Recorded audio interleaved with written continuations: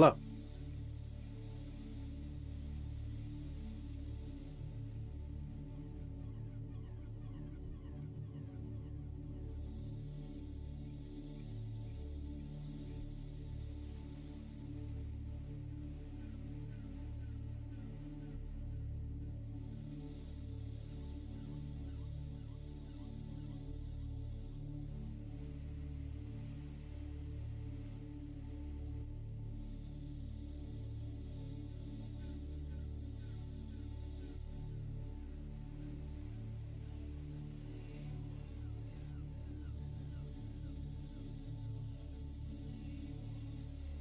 Hey, what's up, Castle? How are you doing?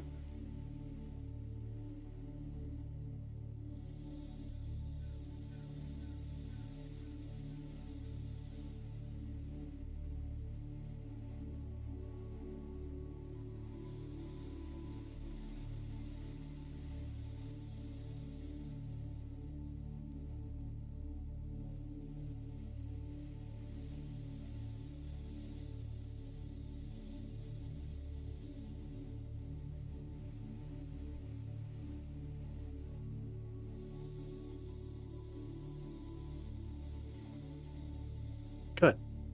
That's awesome. How's your weekend?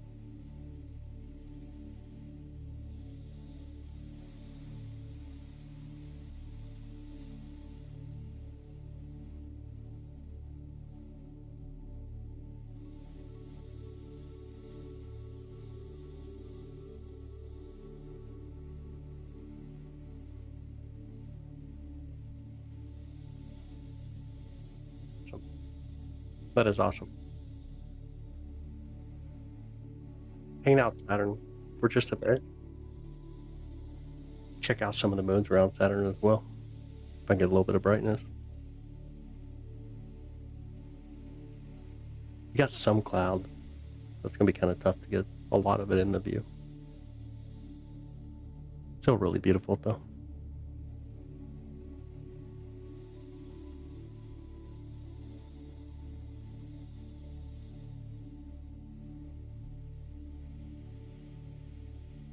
Oh, gotta go the right way. Let's telescope.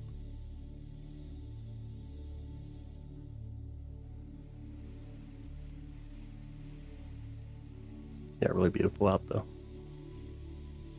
Hey, what's going on? What's up, Jer? How you doing, buddy? I see you. What's up, Ron? How y'all doing? Good morning, Fourth. How are you? Good morning, good morning. Is my audio okay? Does it sound alright on your end? Yeah, Saturn currently. Saturn a little bit of wispy, thin clouds right now. Loud clear. Okay, awesome. Very cool. Waiting for the moon as well. You can see some of the clouds when we get a little bit closer towards like the moon over here. See some of the clouds here near the tree line. Pretty crazy, ain't it?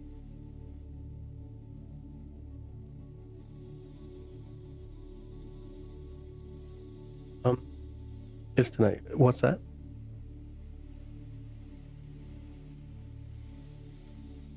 Oh, I'm doing great. I'm definitely doing great. Wish we didn't have these clouds, but it is what it is. Oh, thanks. Appreciate that. Come for Saturn, stay for the moon. Now I party. That's funny.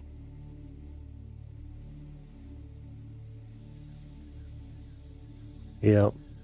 I finally put that other camera there on the bottom on the mount that allows me to slew it around as well.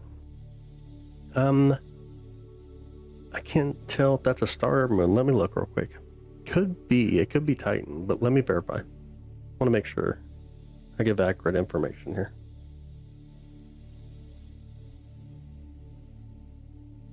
Move my headset out of my way. There we go. Okay. Let's see. Solar system information. Maybe. Whatever comes up. I have to go to skyandtelescope.org to get it. Usually my planetarium brings it up, but it is not today. Okay, go to Sky and Telescope.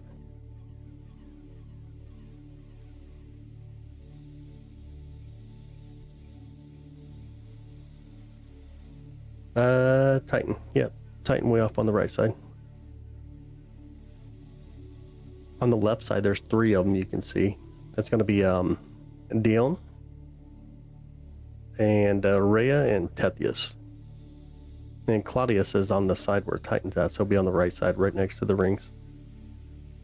I'm not seeing it get illuminated currently. And there's a moon way out, or sorry, not a moon, but a star. A bit further out, if I go the right way. A bit past Titan here, right up there. Yeah, star out there.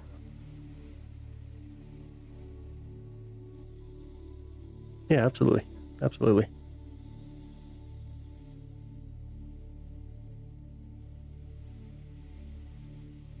How's everybody's weekend going? Good weekend so far?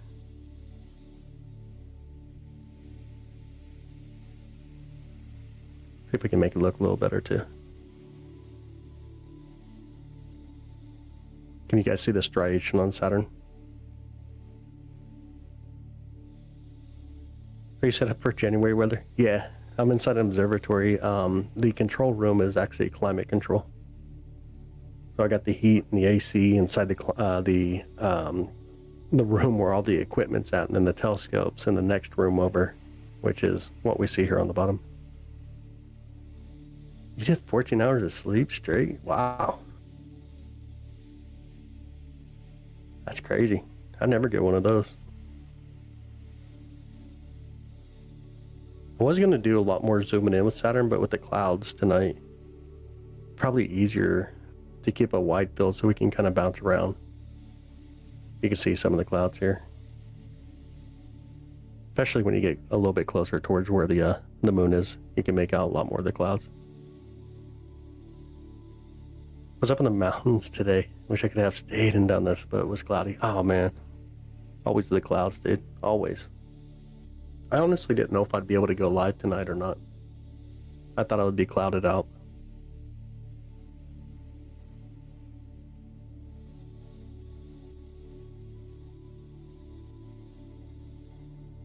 We can get a better picture and closer picture if we didn't have all these clouds here. The clouds are going to make it a lot harder right now. Hopefully they kind of stay a little bit further over, like what we see now. Moons? Yeah, we can bring them back in.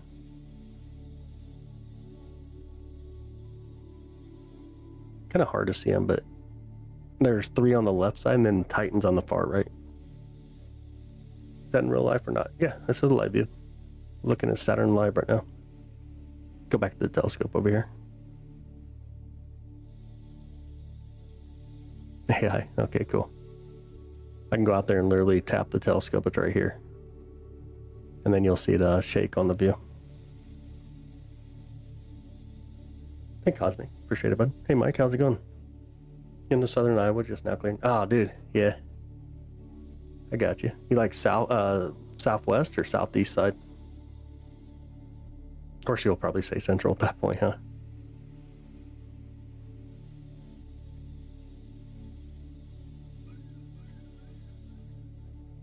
Beautiful night if it wasn't for the little bit of cloud coverage that we got. Central. Okay, I got you. Osceola area. Okay. Yep, that'd be Saturn. Saturn and moons. 4 of its moons. 4 of 274 moons. You see 4 of them. There's 3 on the left, 1 on the far right. The one on the far right, that's Titan. Second largest moon in our solar system. Life on Mars was not confirmed. Not confirmed. Good evidence, but it needs to be studied a little bit more. But it has not been confirmed yet.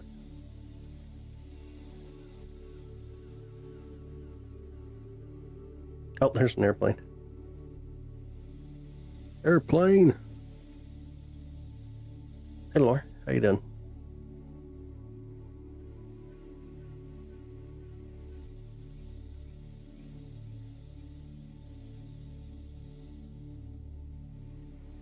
Titan is a little bit bigger than Mercury.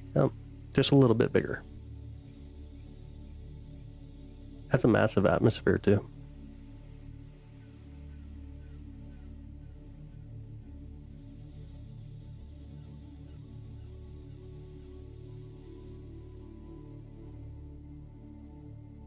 Yeah, really beautiful though.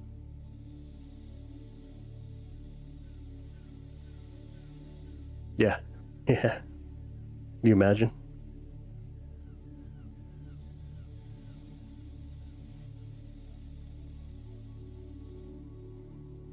There's a rare meteor shower going on this weekend.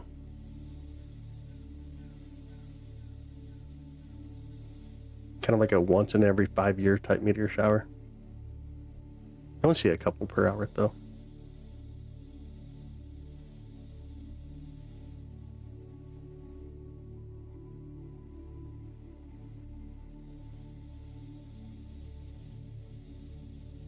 We'll see the moon coming out over here soon.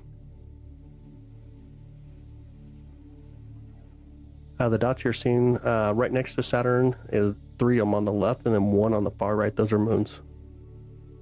That's a piece Cassini, yeah. Yeah, absolutely.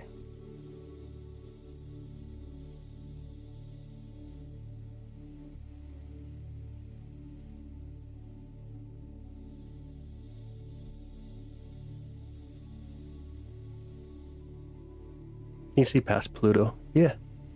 I mean, the star you see in the top left up there. Oh, move telescope a little bit though.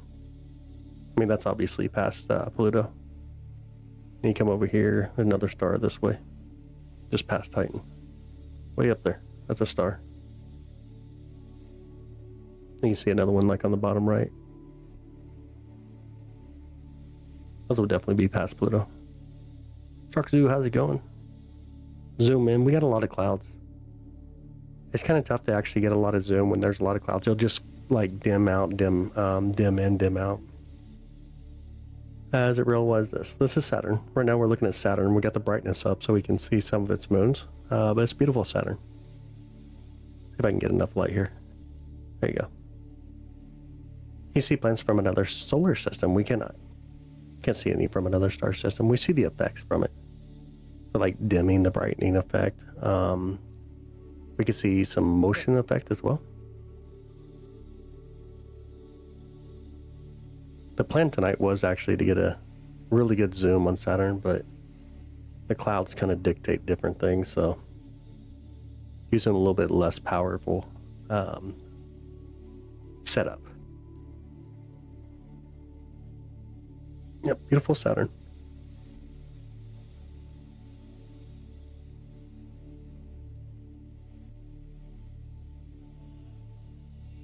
Yeah, it's gorgeous. Saturn's definitely gorgeous.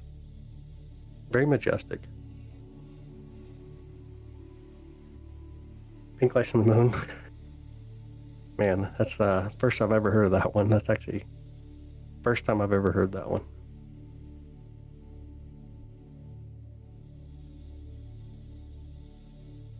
Watching the comment when it gets closer, whatever it turns out to be. Yeah, the plan is to. Hopefully at the end of October we'll be able to see it. I'm good, Norma. How you doing?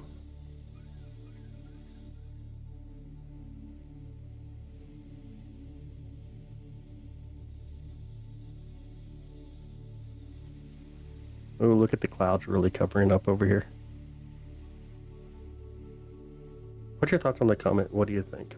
I think it's a comet. I think we'll find out that it is a comet. Thanks, Jason. Thanks, David. Appreciate y'all. I appreciate y'all. There's a grasshopper on the all-sky camera here at the observatory as well. Let me show you guys this. He's just hanging out on the dome of the all-sky camera. Just doing his thing, chilling.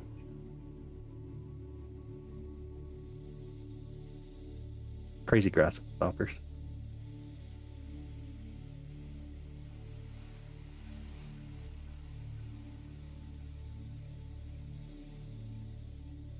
My first time to see a planet through a telescope. Oh, that's crazy awesome. I'm glad to have you here. Definitely glad to have you here. Can you see any of the satellites roaming in space above us? We can. It's easier to see them probably within like the twilight periods. So roughly an hour after the sun sets and the sun rises. You can see them a lot better. How far is Saturn from Earth? It's about 275 million miles away tonight. Watch out for the... Oh, it's a grasshopper. Never mind. Yeah. Glad to have you, Cosmic. Definitely glad to have you. Have you ever seen anything crazy? Yes, in chat all the time. Chat gets pretty wild sometimes, but in the sky, no. It's pretty calm. This view here, this is the all-sky camera. This gets updated every 10 seconds. I can put it up here again. I don't know why it's not coming up right now. Oh, there it is. But you can see this on my website. It's pretty cool. You can kind of watch how things go throughout the night. See what the star patterns look like as the night goes, making star trails. Your first was Jupiter, blew my mind. Dude, Jupiter is beautiful. It's crazy beautiful. Crazy beautiful. You've seen some crazy stuff? Well, tell us. Let's hear it.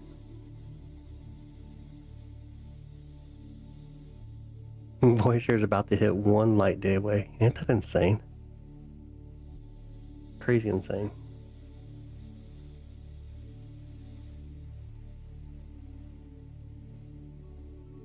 We'll check out the moon here in a bit too.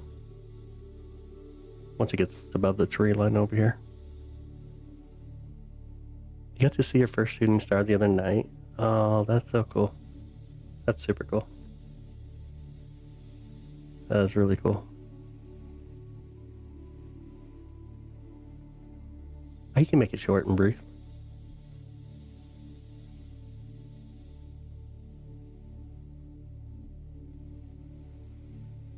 We'll be doing some shooting stars coming up. It's a lot of fun doing shooting stars.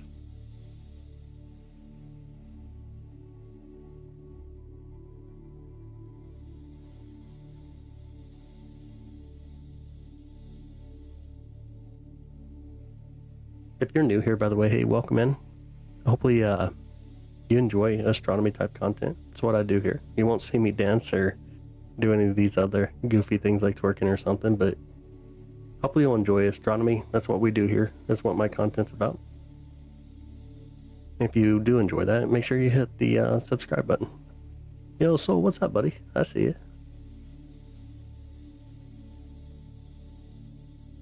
What would the 7 balls have been? They were in orbit. You can tell satellites, maybe. Were they in a line? Was it tonight or no?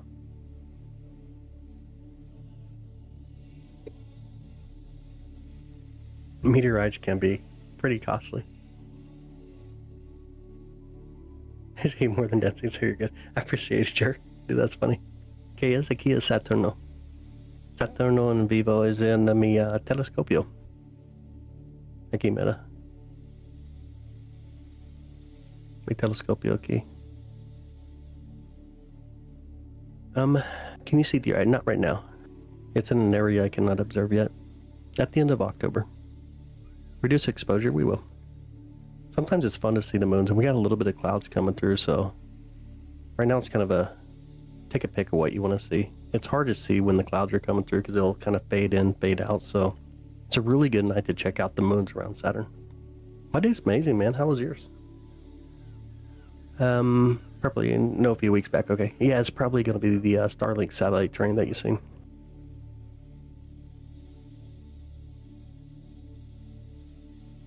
Yeah, Starlink satellite trains are pretty crazy. A lot of people, when they first see them, they get really confused of what they're seeing. It gets a lot of people a little bit confused. I was excited for meteor showers, though. Anybody here like a real meteor shower fan? Enjoys going out and watching them? How well will you be able to see it? It's going to show up like a dot with a trail behind it. Here's a pretty eye. Ah, dude, that's awesome, man. Super awesome.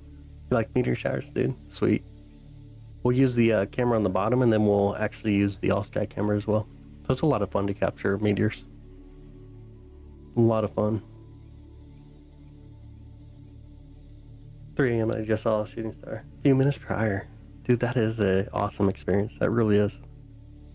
Ready for the Pierces there in North Dakota. That's awesome. I love it.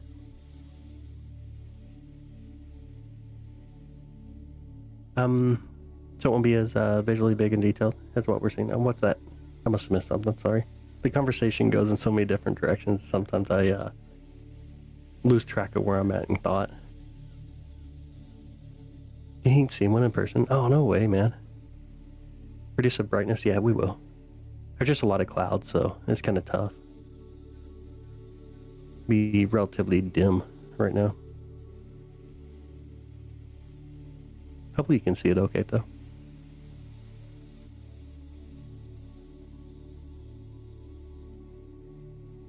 Won't be as detailed as what we're seeing now. No, we'll still be detailed. It'll be good enough. From here on Earth, we'll see basically what looks like a comet, though. It just won't be as bright as like what you'd hope for to be able to go out and see with your naked eyes. Our first meteorite fell on my birthday when I was in Chicago. I got to go recover in person. Dude, that's crazy awesome, Ella. That's really awesome. See the orb shown in the right night sky. And the sun was going down. It looked like it was vibrating, and then split into 3 orbs. That seems pretty crazy.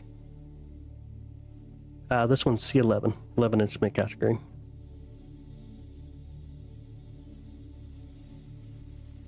Yeah, it'll look like a normal comet.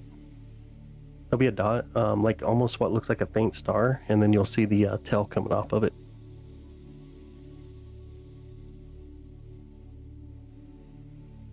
Oh no, 3i will be gone in a few short years. It'll be out of here. No, I wasn't around for Hellbop. I'm young.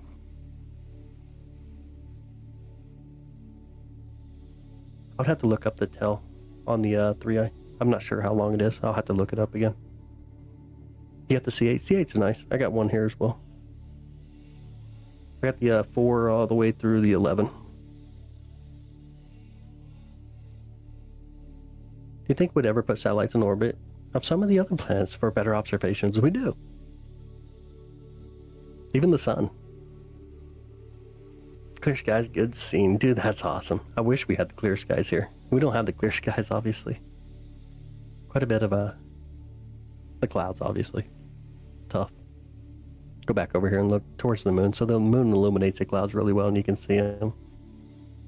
Get right about here. You start to make out the clouds a lot more. You're gonna do the same thing in the finally move back together and show down the sky. Best I've ever seen something. That's crazy cool.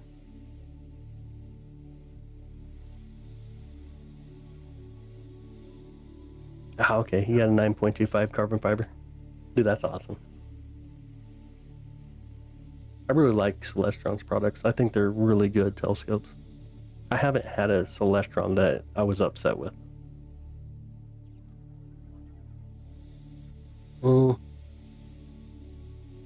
Have any new inventions or big discoveries? There's a lot of missions going to be coming up here soon. A lot of missions.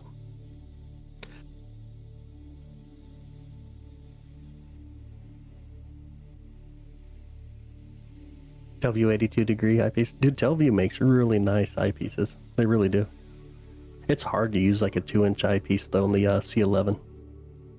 Really hard to do.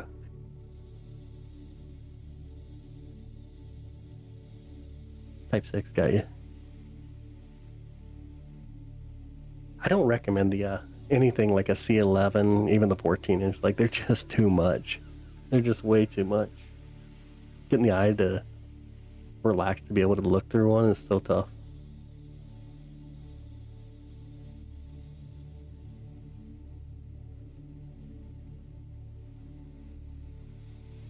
Hey, what's your all favorite planet? What's your favorite planet? Mine would have to be Earth, our beautiful planet.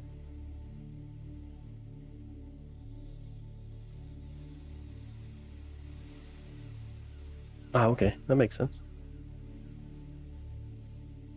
Neptune? Neptune's awesome. I like Neptune. It's not too far from where we're at now.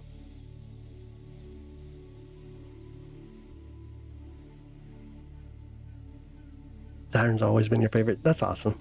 Jupiter? Okay. Earth by Jupiter. I love it. The view of Earth from the moon. That's amazing. I love that too. Mercury? Nice. Very nice. Yes, that's funny. Sometimes you gotta be, I guess. See the moon? Not just yet. Still behind the trees for me.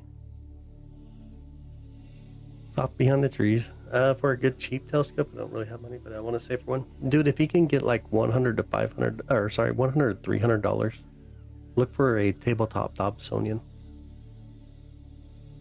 Yeah, there's a lot of apps that show all kinds of different things, like Moon's Crossing, obviously. Really good apps too. I said it was space as a human body. Yeah, it's pretty crazy. Plus, I mean, the expense of its own. Oh, that's awesome, Cheesy. Got your battery pack coming in. Be able to use the telescope now. That's super cool, man. You have a Saturn shirt that you wear proudly. I love that.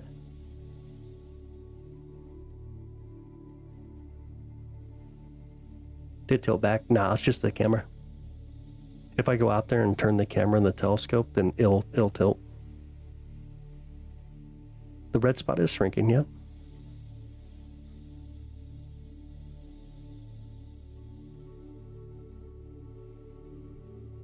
Do you think the Milky Way used to be a large planet? I heard that tossed around a couple times this year. No, not at all.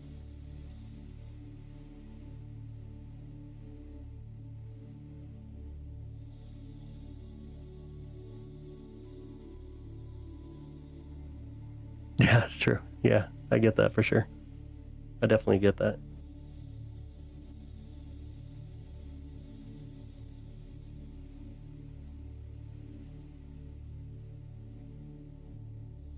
Oh, no way. A 16-inch Dob with tracking. Holy moly, dude. That's crazy. That's big money.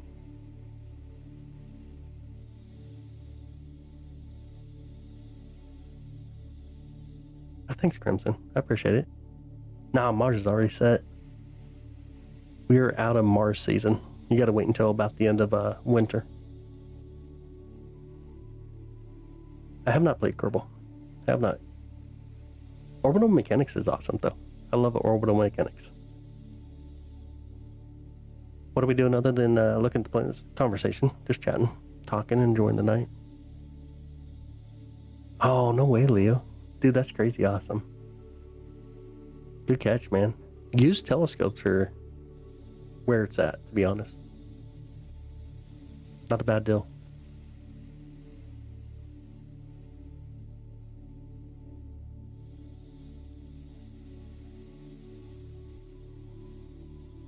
Oh, yeah, it wouldn't even come close. Hi, Lucy.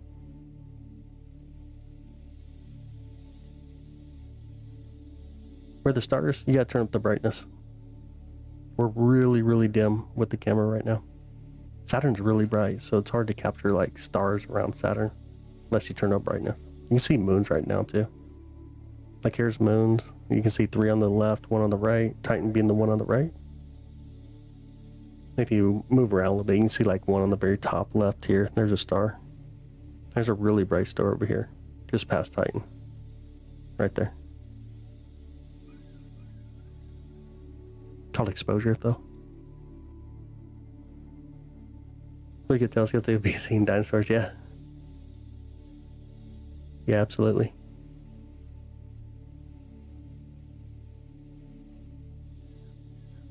Parachutes by Coldplay. I like Coldplay's music. I do like it.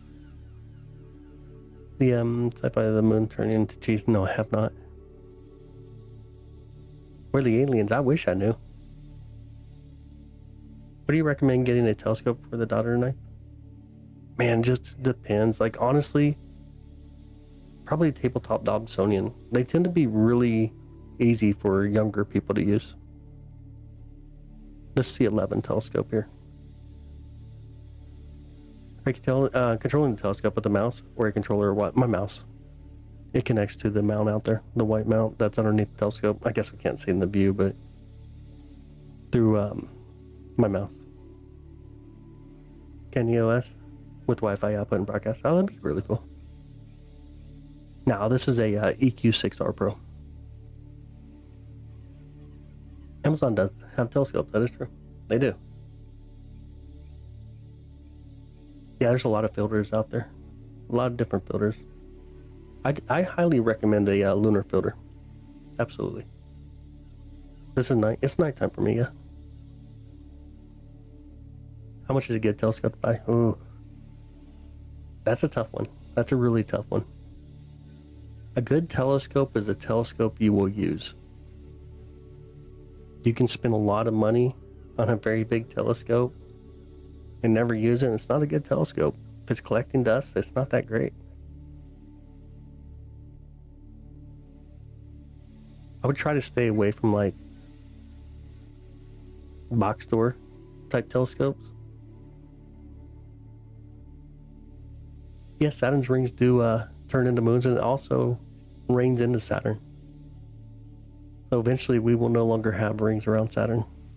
We're millions of years from that, of course, but it's going to happen.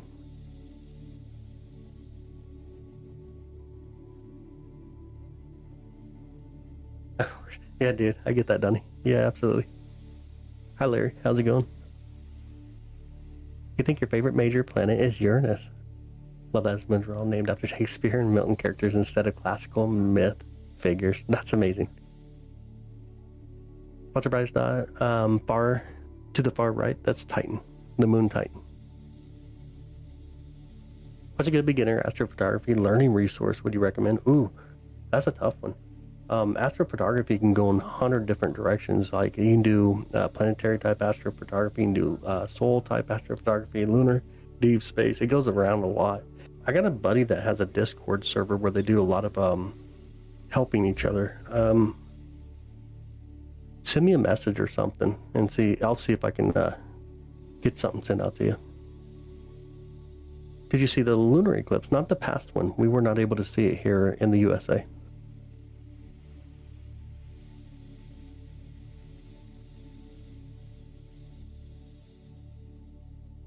Looking for deep space astrophotography. Ooh, I would say like a red cat would be awesome. A good red cat telescope. Look into like the ASI equipment. ASI camera, the ASI air. You'll need a good mount, really good mount. It's expensive. Like, so astrophotography is super expensive. It's really expensive and time consuming. Yeah, with the exposure set like this, I can definitely see how Galileo thought that Saturn had ears. Yeah. Thought it had ears, handles, thought maybe it's a bunch of moons. Pretty crazy. Where should you look to see Saturn, east or west? It depends on your location. Depends on your location. So I'm near Kansas City, Missouri, and for me right now, it's southeast. Seems moves a bit. It does move. Yeah, my telescope tracks it though. The telescope actually tracks objects through the night sky.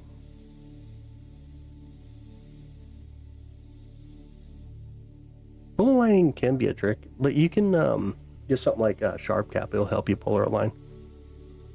Yep, these are 4 bits of moons. You're in Arizona, so be to your east-southeast. Star Tracker is a good app. Yeah, you can definitely download an application like Star Tracker, Night Sky, Stellarium. There's a lot of different applications that'll help you detect where certain things are in the sky, what stars you're looking at, what planets you're looking at.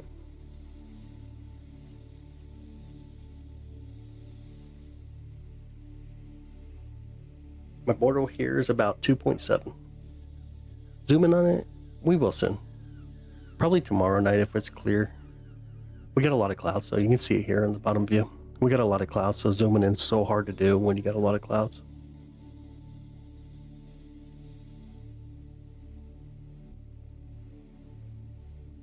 You can see a lot more of them over here, where the moon's at. A lot of clouds. Ah, thanks, dude. I appreciate it. I appreciate that, honestly. Solar System Simulator, maybe. That'd be kind of fun. These are moons, yeah. See 4 of them, 3 on the left, 1 on the right.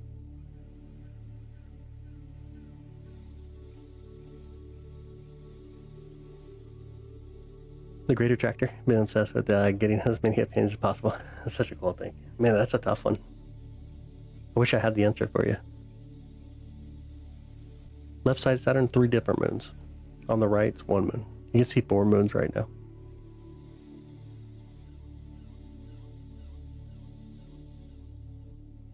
Yeah, Titan's on the right. Massive Titan over there on the right side. The ones on the left is going to be Dione, Tethys, and Rhea. And Claudius is between. You can kind of see it every now and then. It's on the right side of the rings. It's a little bit more faint, and sometimes I'm seeing it here, though.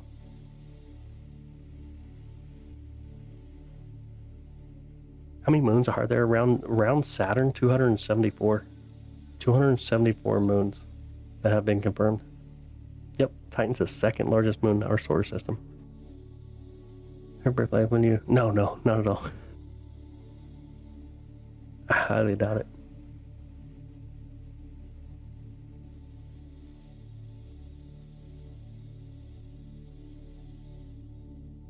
Yeah, and Claudius is just on the edge. You can see it on the right. I'm not too sure where Mimas is. 274 moons, yeah. Yeah, it's insane.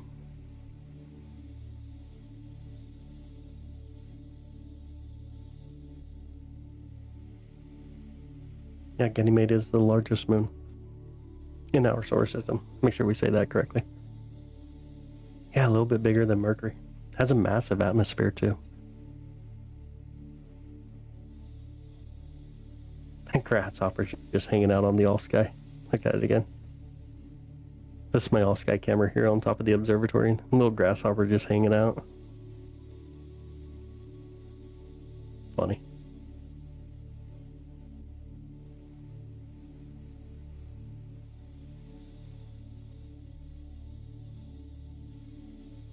Discover all these new galaxies and find the great attractor and things that are deep in space if we can't see it.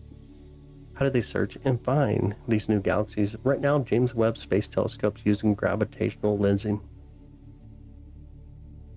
Gravitational lensing allows the James Webb Space Telescope to see much further than we ever have. Can we move over Neptune? We can, yeah. Oh, we're on the other side of the pier, it looks like. We are. Aren't we? Yeah, we are. Of course she'd make me jump to the other side of the sky. Here we go. 3, 2, 1. Wee. It'll take just a bit to get over here, though. You'll see the telescope spin all the way around.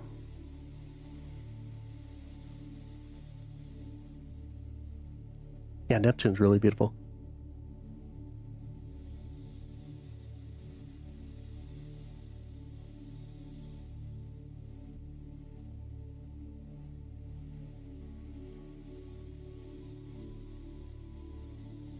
It just passed the south side, so we're going to the west now.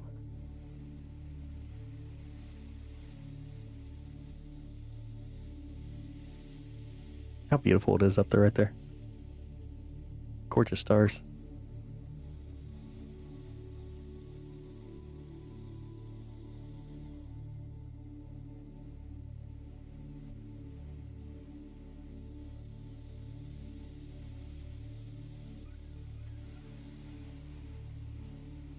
We're still spinning, by the way.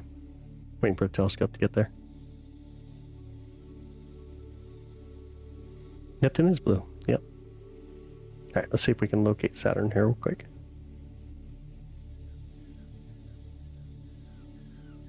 Try to move us around just enough. Actually, let me take a picture. Let's grab some stars, and then we'll get to align a little better. It's called plate solving. This is what's really nice about this camera. You'll see we're kind of shaking a little bit, so we got to wait for it to calm down. And once it's calm enough, we'll be able to plate solve. And then get Saturn in our view. There's 8 planets in our solar system. Yeah, Saturn and Neptune are really close to each other. Really close. We gotta zoom out real quick on the camera. See what we can do here.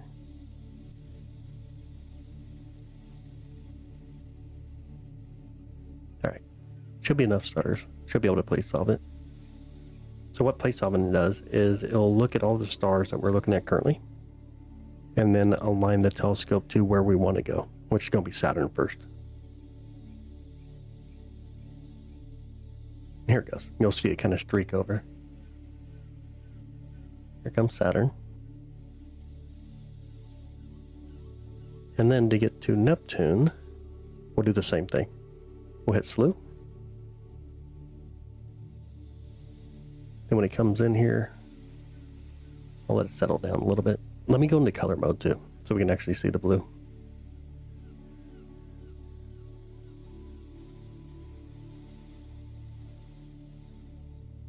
There we go. Try to zoom back in a little bit. We're liking this area here. Then I'll speed it back up. What telescope lagging? It's not. It's exposure. I'm taking longer exposures right now, so that way we can pick up more light, basically. Here's really cool, though. Let me get zoomed in. Here's Neptune, and here's Triton, right here. The moon Triton. If we pull out some light, we'll start to see that beautiful blue that Neptune has.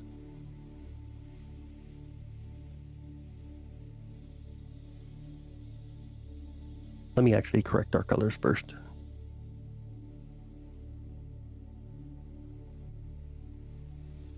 It should align the colors a little better. And then we got to get some more light again.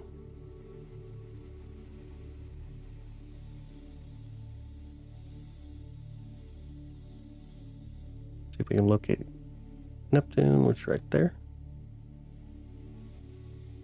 Bring out some of the brightness again. Pretty cool, ain't it? Beautiful Neptune out there. Hey, what's up, Chris? How you doing? What video device are you using? I use a dedicated camera. It's called SV405cc. This one's actually built for doing deep space stuff, so looking at galaxies, nebula, and stuff like that.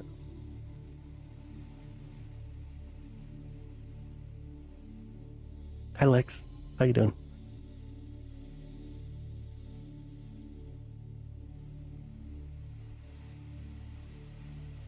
Yep, there's what Neptune looks like. It's a little guy. Little dot at about 2.7 billion miles away. Pulling Saturn again. Do you have a favorite globular cluster? Ooh, man. Golly. Hercules is amazing, to be honest. I think Hercules is really cool.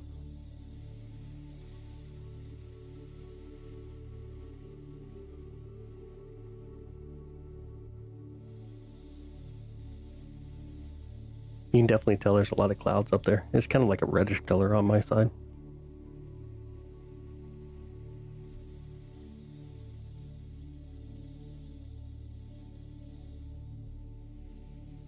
Yeah, I can't even get it to correct. Wow. You want pizza? That's funny. It's kind of constellation visible right now, not in the view that we have currently.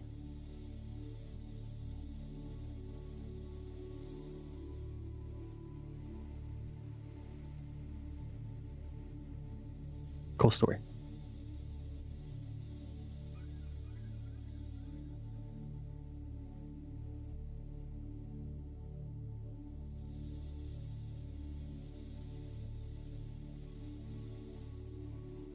It's actually really beautiful right now. Definitely off color though.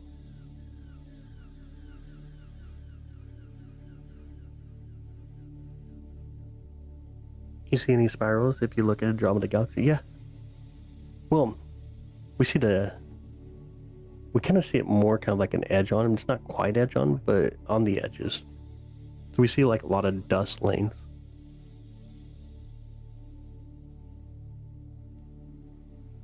You guys see Pleiades right here? Coming up over the tree line.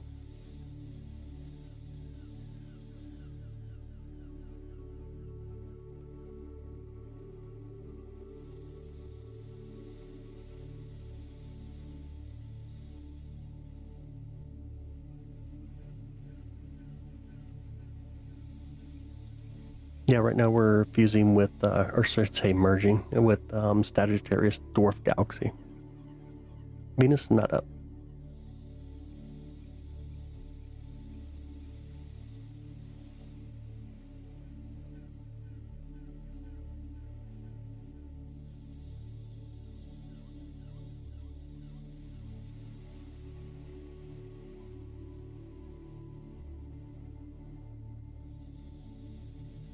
Uranus is not high enough yet to get it either.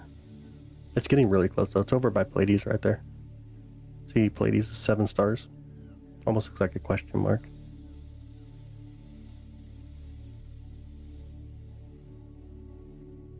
Yeah, it'll be coming up. It's what can we see from the observatory though? Here's what I can see right now. This is a camera right above the observatory. We see the grasshopper, apparently. A lot of clouds. You can see where Saturn and Neptune are, which is where it says telescope on the right side. And you see the moon coming up about where the grasshopper's at.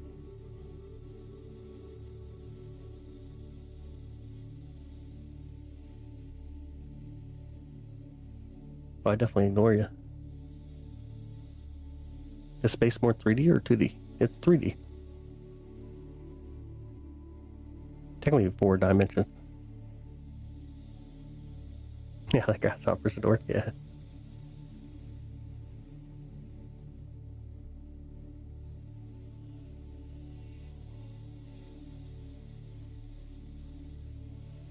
It's beautiful out there though.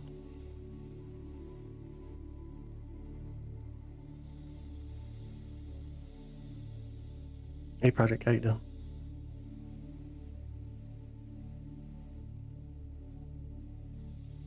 We want to see the moons again. Moons around Saturn. We can come in. Titan's going to be on the left side now, since the telescope's on the opposite side up here.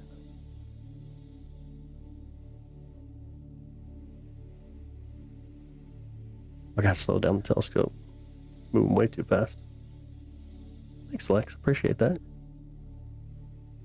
We can observe you, Ice Goody. All right, this very moment. We'll get there. We'll get there one of these days. What things are below Earth? In space, there's really no such thing as below, above, right, left. It's more of a concept we have here.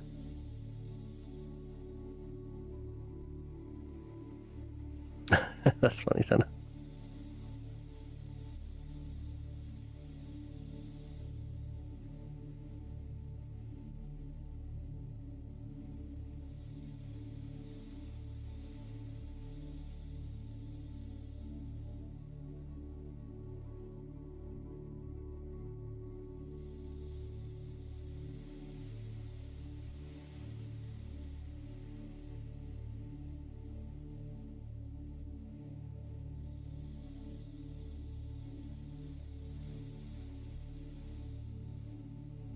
Uh, 11 inch telescope.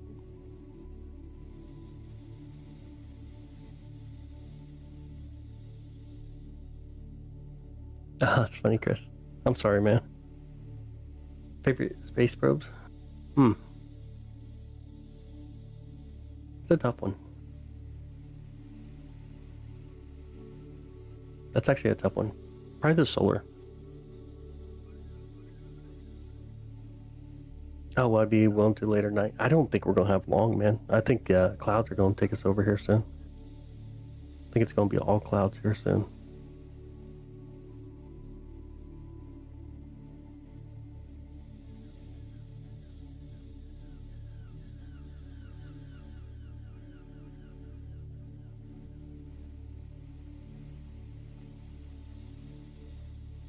Yeah, I would probably say, though, Parker's solar probe. C11. Currently using C11. Yeah, left the moon, but it's behind trees.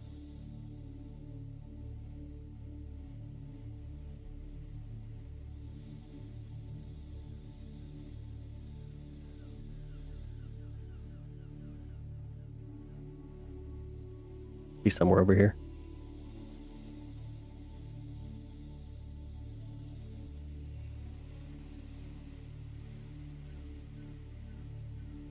Why Saturn glows? Reflecting sunlight.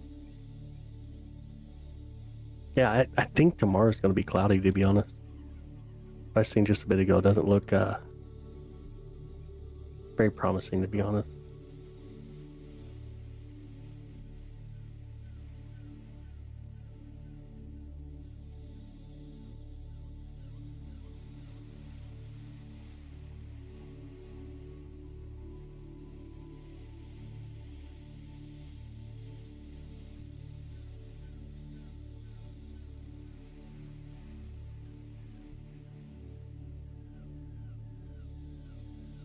The 11 telescope. 11-inch mid-category.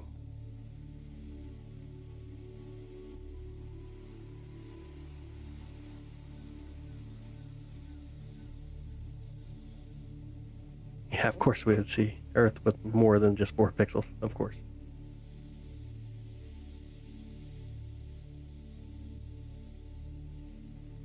The sun emits white light.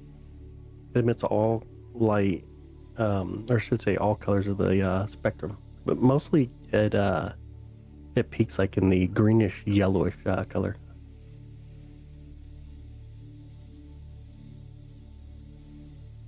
I appreciate it, Chris. I appreciate it. I try to let you guys see everything kind of goes on here in the observatory, from here in the control room at times to the telescope that's right here in the open area, and plus the stars and what we see in the sky up there. Yeah, the albedo of the moon's like 12%. It only reflects about 12% of the sunlight. Do you know anything about planet Nibiru? And have you ever seen it? So Nibiru is the name of Planet X, which we have not discovered. No, it's always been this green spectrum. It peaks on the green spectrum.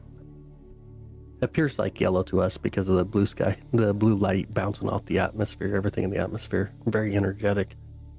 So we see what looks like yellow. But it's white light, though.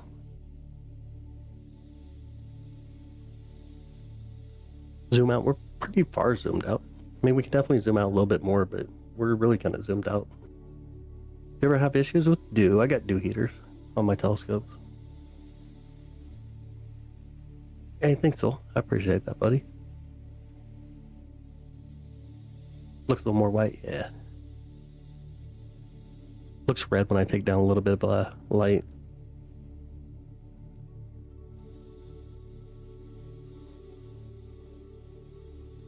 You can see it kind of fading in and out with the clouds that are coming through, though. That's why I'm trying to run kind of brighter. We can see moons.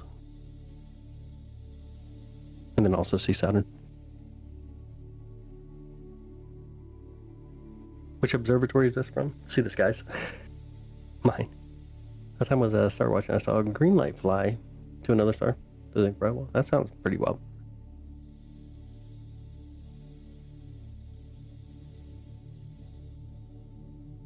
You think there's life out there? I think it's very plausible. I have not, Chris. I'll have to look that one up.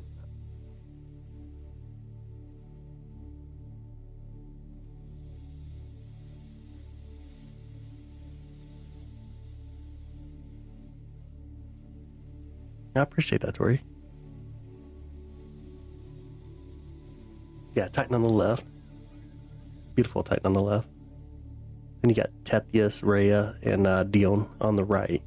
Just to the left of the rings is where Europa, or Enceladus, sorry, not Europa, but Enceladus. Every now and then we get a little bit of view.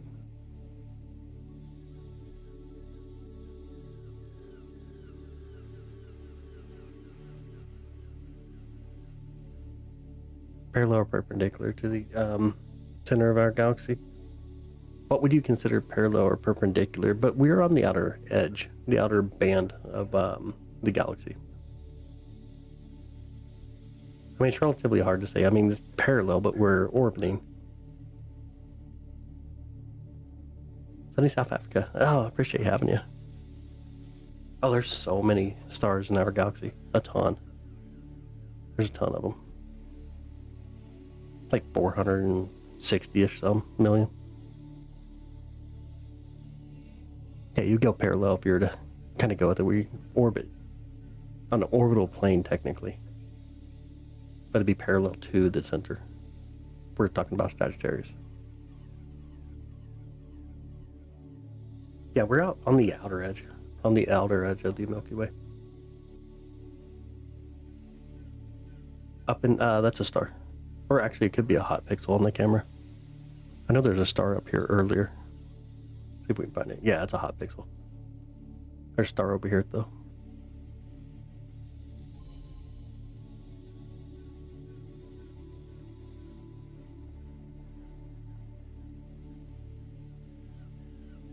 That sounds good, Soul. Sounds good, buddy. I'll see you tomorrow, hopefully. We got clear skies.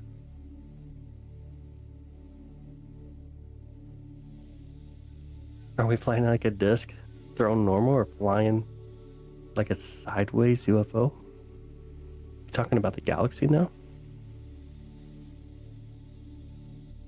Is it possible to see the sun in the daytime? In a second tier suburb of the Milky Way. I like that. That's funny. That's on 3i, a comment.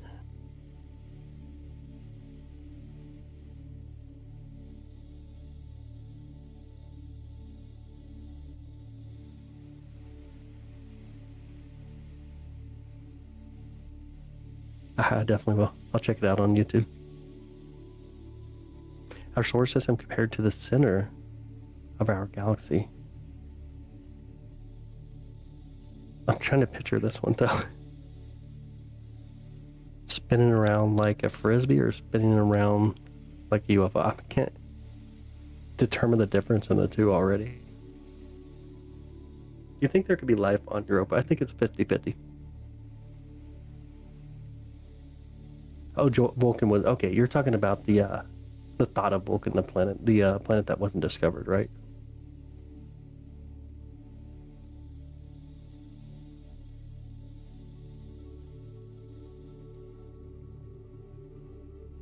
In the future with geometry, nice.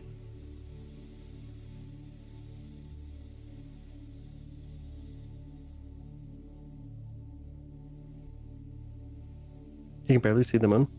Probably focus, an issue with focus. What kind of telescope do you have?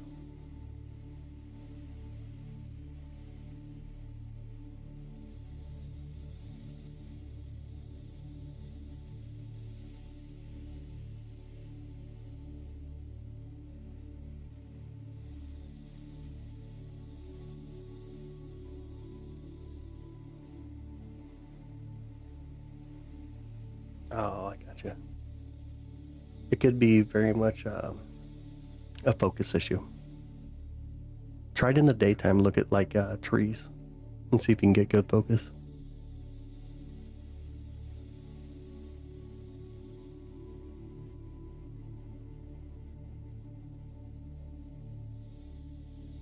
Can you focus the beside planet? What do you mean? The Saturn. We're looking at Saturn and its moons.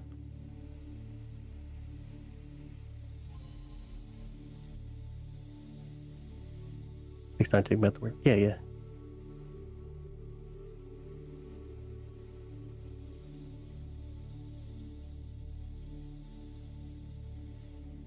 C11. I'm using C11.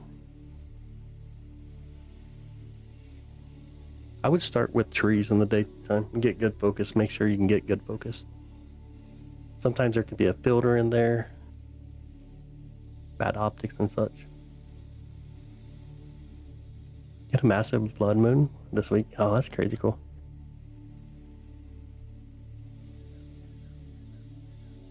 Camera at the bottom for it. It usually points at the telescope. Right now I'm kind of watching the clouds as they orbit through. Telescope's like on the bottom right here. But just looking around at the clouds, a little bit easier to see kind of what's going on up there. Lower the brightness, we will here in a bit. Enjoying kind of looking at the moons here.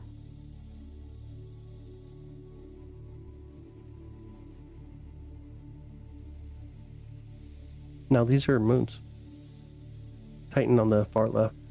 The left side of the Saturn, the moon, Titan.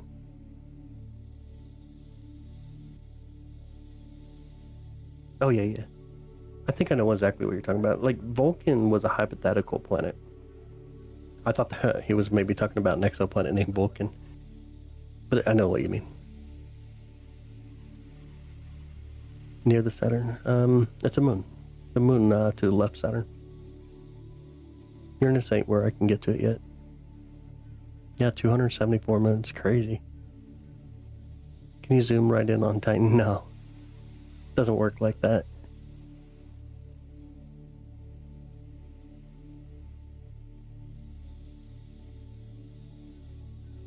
How do you spot other planets? We can use Cartas du Ciel, which we use here in the observatory, or you can use applications, for example, like Night Sky, Sky to Night, Stellarium. There's a bunch of different ones, but I've been doing it for so long. It's usually easy for me to go out and just spot what I'm looking for. Hi, Maru. Good morning.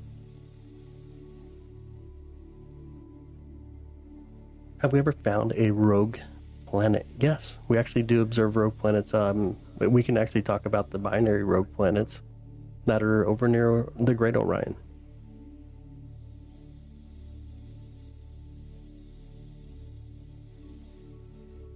This telescope.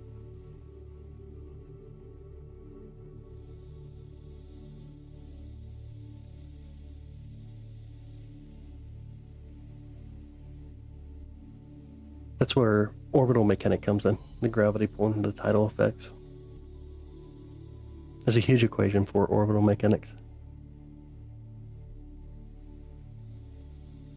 This Saturn is beautiful Saturn.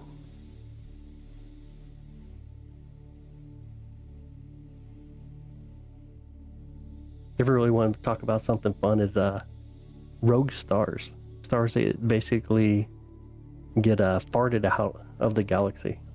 That's pretty cool.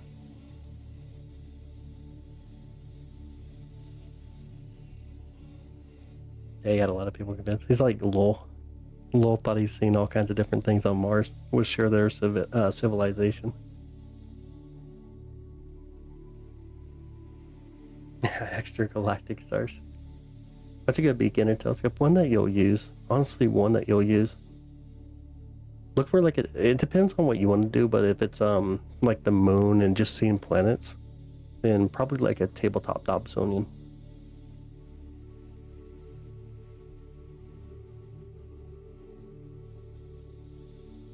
Oh, absolutely, Jenny. Absolutely. Have you ever been able to see any supernova or similar events using your telescope? Yeah, absolutely.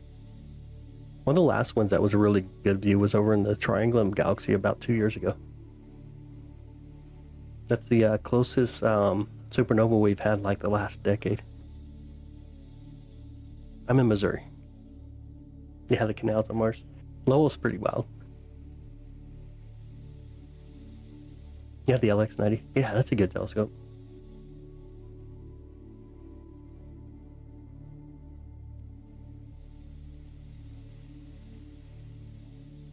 Yeah, they're around for quite a while. Yep. Saturn and Jupiter type mass stars. What were they actually called? They were called jumbos. Jumbos, if you ever want to look those up. Jumbos were Jupiter mass binary. Yeah, I can't remember anymore. Can you look at the moon? I can't yet. It's not up to where we can see it just yet. It'll be coming up over here though. See the clouds getting illuminated? See Pleiades right there though.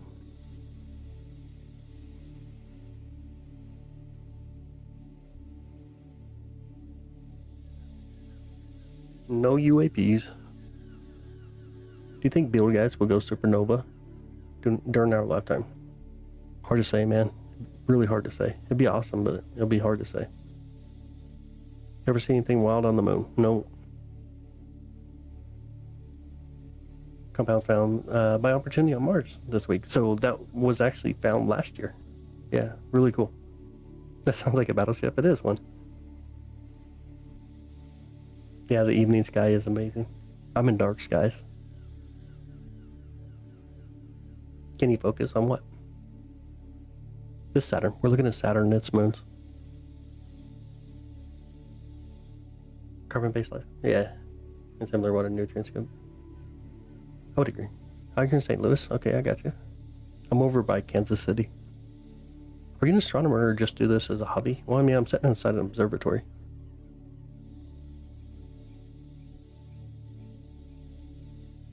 James Webb Space Telescope is changing everything. It's definitely giving us a lot more understandings and giving us opportunities to view things that we haven't seen before.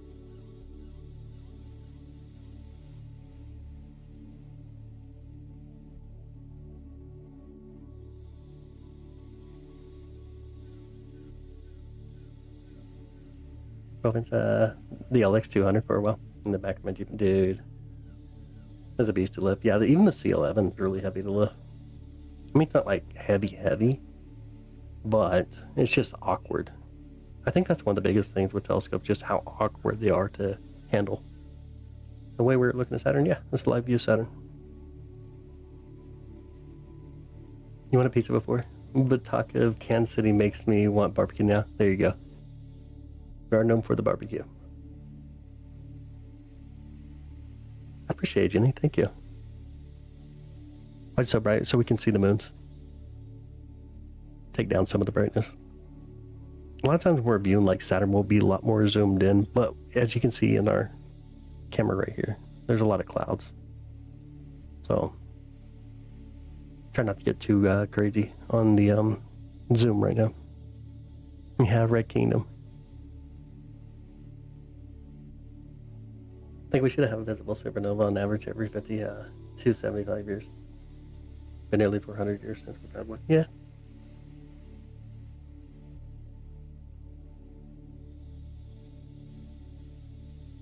Absolutely, Ricky. I appreciate you.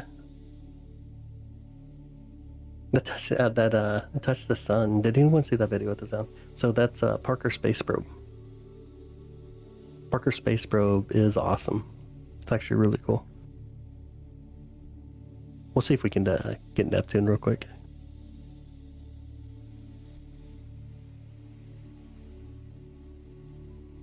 And click Neptune.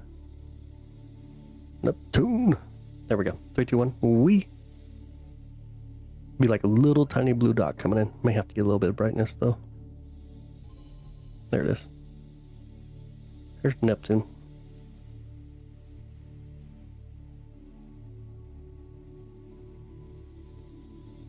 Yeah, I'm roughly about 800. Yep.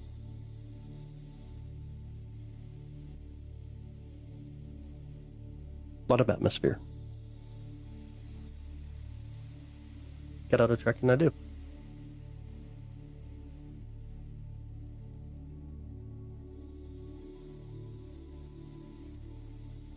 Makes it really nice to be able to bounce between stuff and maintain the visibility, but my setup so we can also see like deep sky stuff. Pluto is way behind trees now. I can't see Pluto anymore tonight.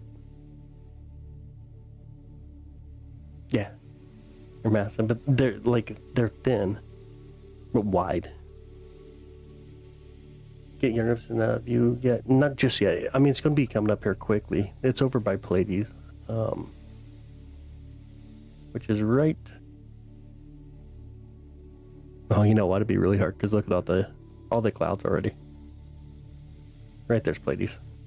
On the very bottom, that little cluster of stars. Yeah, significantly smaller. Yeah. 24K on Skywalker OG. Oh my goodness. I appreciate it, Vince. Thank you. Thanks, Dr. Philbilly. I appreciate you.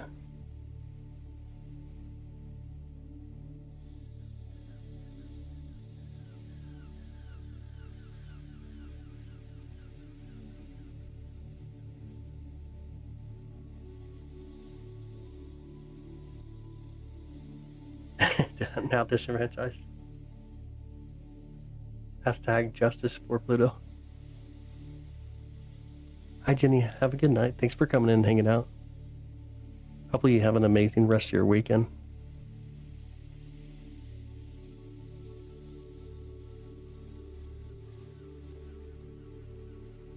Magnification right now, we're probably pushing 200, 250. The other three, there's 3 of them there. The first one on the right side would be Dione. And then you'll have Rhea, and then Tethys. Tethys is the one underneath the of Rhea. Rhea would be on the top side. He shows the galaxy. We could, if we didn't have all these clouds, because it takes a little bit longer exposure and these clouds ruin it. Here's what it looks like above the observatory right now. Of course, we got a grasshopper on the dome of the camera, but that's what it looks like right above the observatory. We've been lucky that these clouds are kind of staying away from Saturn.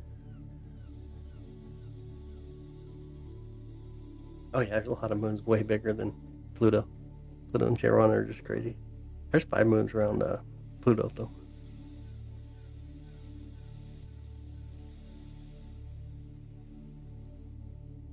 Get a cloud buster. We need one, huh? Right now I'm using a C11 telescope.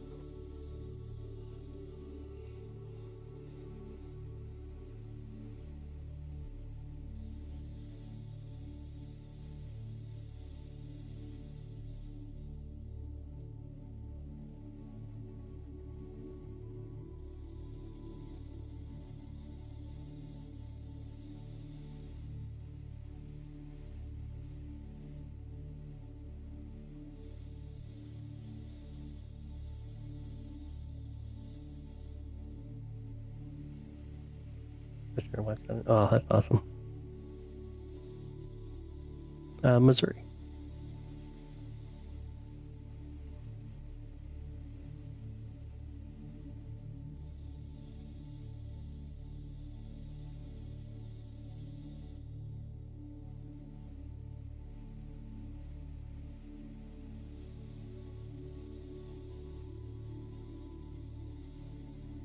Sometimes I like the super chill vibe, to be honest. Yeah, exoplanets are planets around other stars. That's awesome, Dan. Super awesome, man.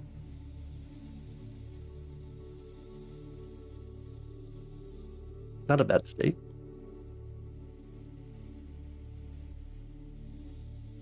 Also, come out clearly from your view right now? Saturn, the moon, brighter targets. Yeah, Pleiades out there. We can see it on the bottom camera here. I'll swing back around to it.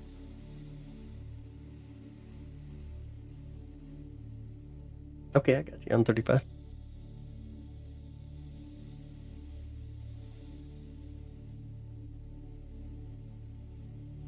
Where's Neptune? Really close to where we're at. Really close. But there's Pleiades on the bottom. We can see Andromeda, but this one it's really zoomed in, so we see like basically the core of Andromeda. The core, a little bit of the dust lane.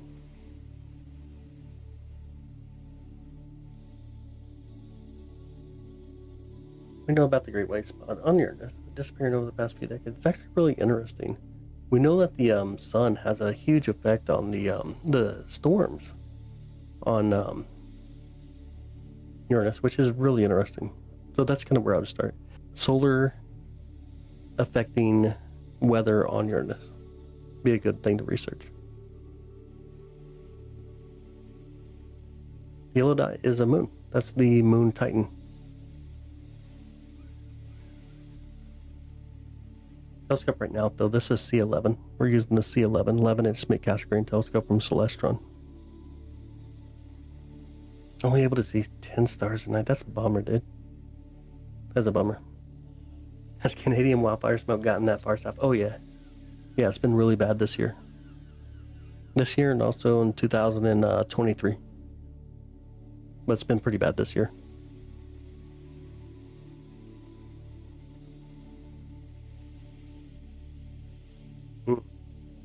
That's tough, man. The price of the setup, approximately? What we're using right now, probably somewhere around 7,000 to 8,000.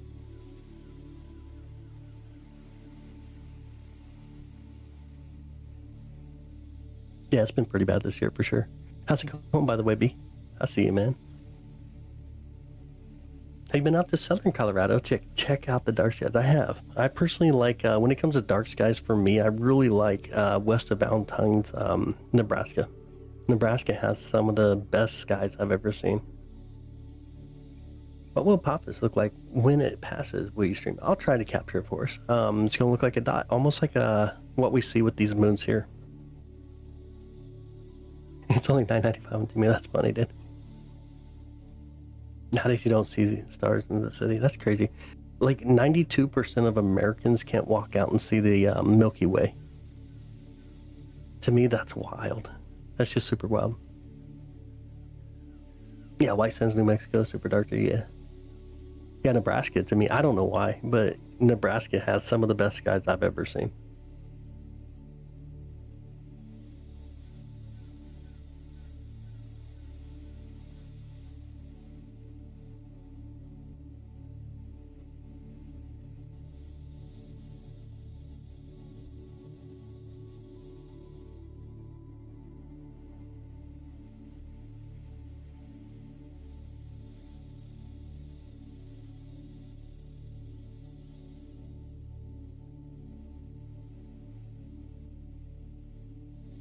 There's a ton of clouds getting closer to Saturn. Tell them to go away.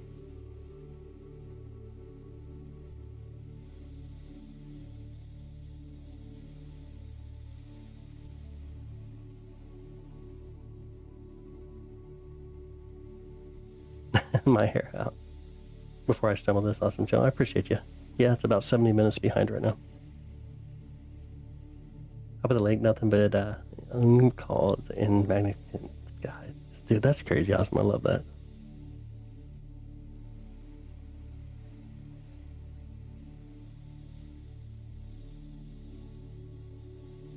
Oh, it's crazy awesome. Clear skies are the best. 100%. Thanks, Yao. I appreciate that.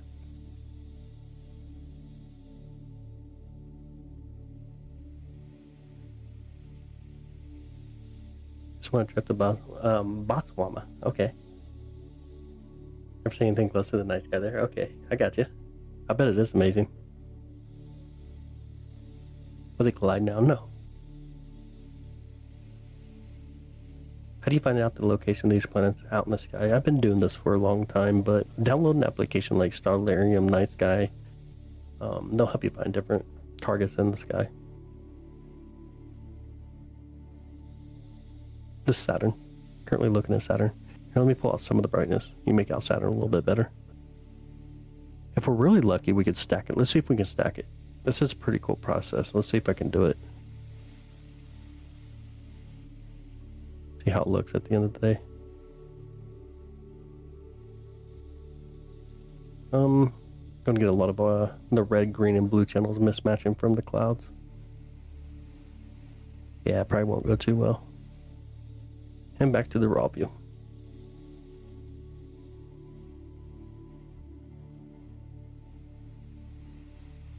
Light sends, but it's too close to... Oh, okay. Yeah, you had a lot of light coming off the horizon. Looks super bright from my location. Yeah.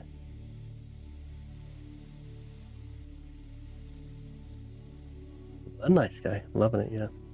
Looks fake. It's pretty cool though, ain't it? There's rules I can get. I can go out there and tap the telescope for you. I don't know what else to do. Show you what we're looking at. I know there's a lot of AI and stuff. What happens now? Changing filters? No, I was trying to stack it. Put a lot of images on top of each other so you get a better view. How far is it? About 795 million miles away tonight.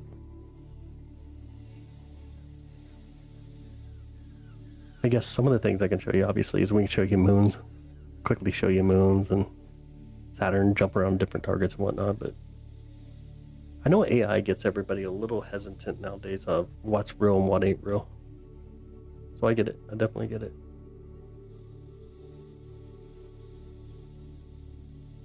Check out some of the moons real quick.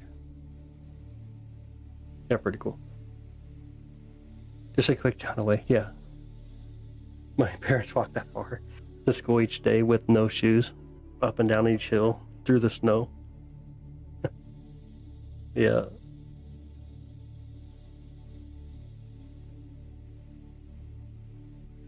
Yeah, 100%.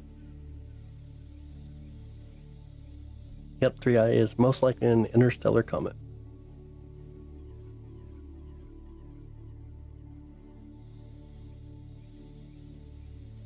Van Reuben is insane. It is super insane to get to see their content already. Their camera's like the size of a car. Crazy. And with baked potatoes in their back pockets to keep my hands warm. Dang. You know that's tough. Yeah, it's really crazy to watch the moons and just see how fast they just change in position. Hey Johnny, how's it going? Thanks, Phil. Appreciate that, bud. Yeah, they go uphill both ways, yeah. Pretty wild. Now you want a baked potato? I've never been a big fan of baked potatoes. I don't know why. I've just never been a big fan of baked potatoes.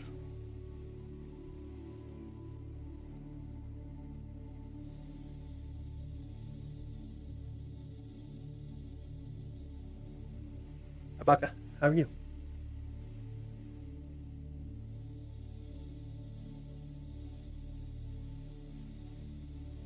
That's crazy, Tom. You like baked sweet potatoes? I don't know if I've ever had a baked sweet potato. Like Texas Roadhouse. I know that they got them there with like marshmallows and stuff. I've never tried one though. You haven't dressed your baked potato, right, sir? Like, I don't know. I just grew up on potatoes and pork chops, it seems like. So I just stay away from pork chops nowadays and stay away from potatoes.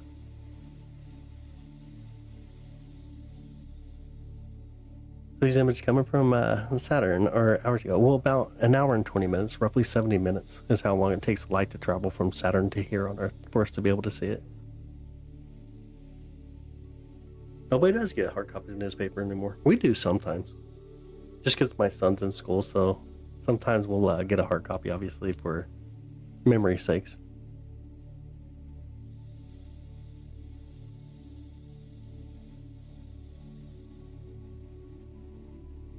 I plant a little butter and brown sugar.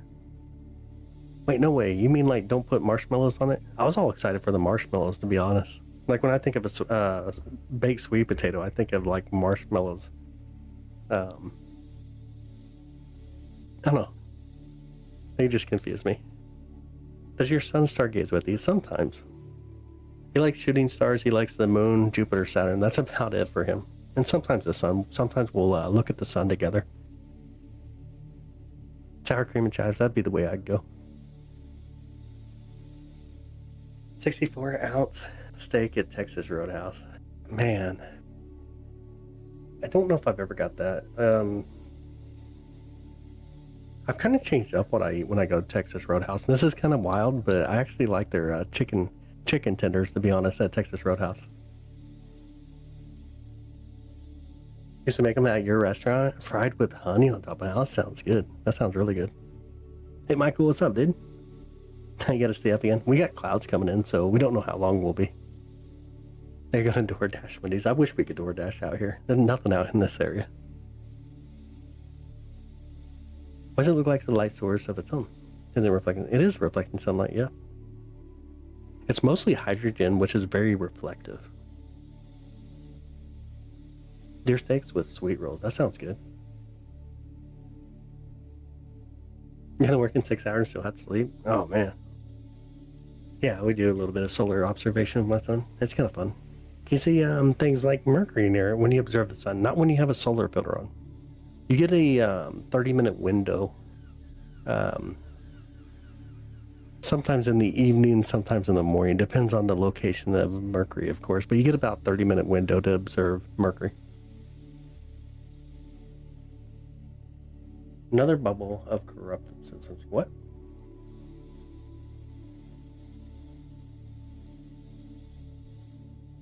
What about the moon? Let's check it real quick. Let me put on the all-sky camera. Let's see. It's getting pretty close. The grasshopper get out of the way and be able to see where it's at. Silly grasshopper. It's getting pretty close to being up above the trees. Oh, it's creepy to eat the whole thing.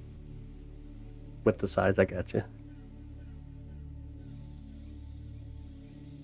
That grasshopper just really wants to be on a YouTube stream tonight, I guess. Crazy thing.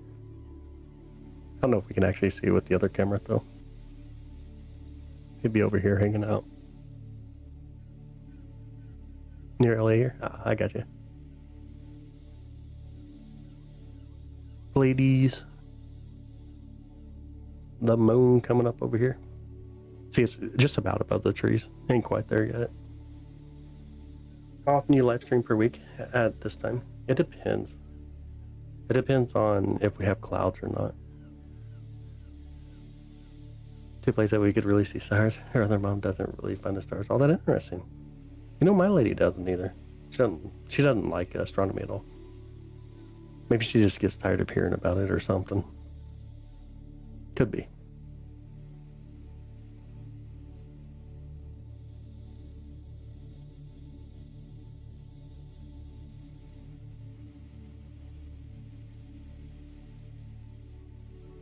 And we'll never forget. Probably always going to be total solar eclipses. 2017, 2024s, and even before that, I've been to a few when I was even younger. But probably total solar eclipses, always the things that I remember the most.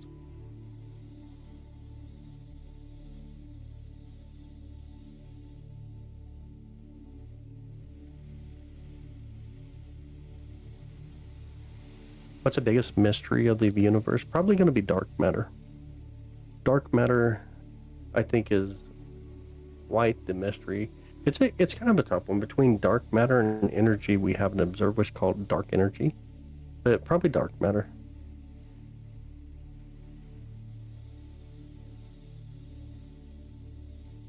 I think dark energy is less of a mystery per se, because we get an idea. We just can't figure out exactly how does it work, but we get a better idea on it. Where dark matter is just something that just eludes us completely.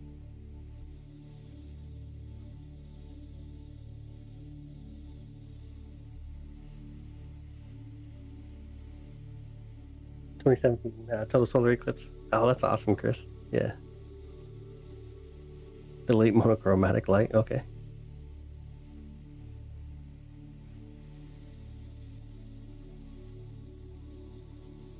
Up all night learning about the Hopeful Galaxy because of you. I love that galaxy. It's really beautiful. It's super beautiful. Yep, dark is in. We don't see it. Can't figure it out.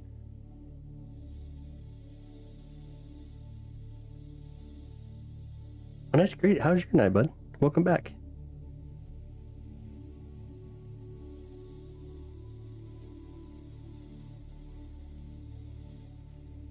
I don't know what this dude's on. Must be a bot or something. Crazy bots. Saying some random stuff. Delete monochrome light. What? Yeah, thanks for being here, Leon. Glad to have you here, bud. Have a good night. Have an amazing rest of the weekend. Makes you wonder what else is out there we don't know about. Yeah. There'll be more out there that we'll learn.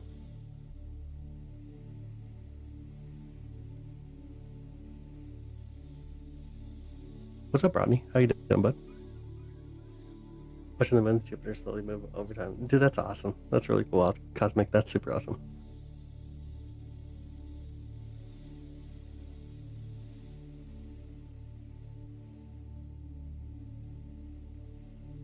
Oh, no way, Fuzzy.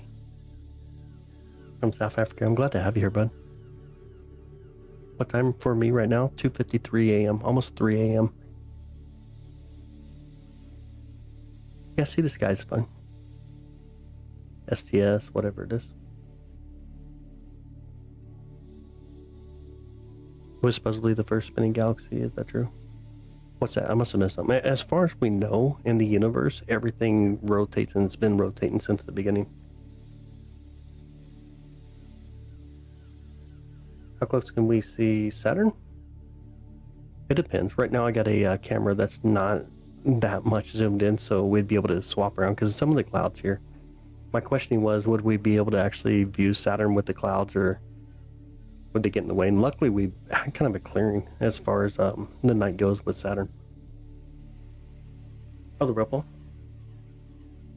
No, everything as far as we know was rotating since the beginning.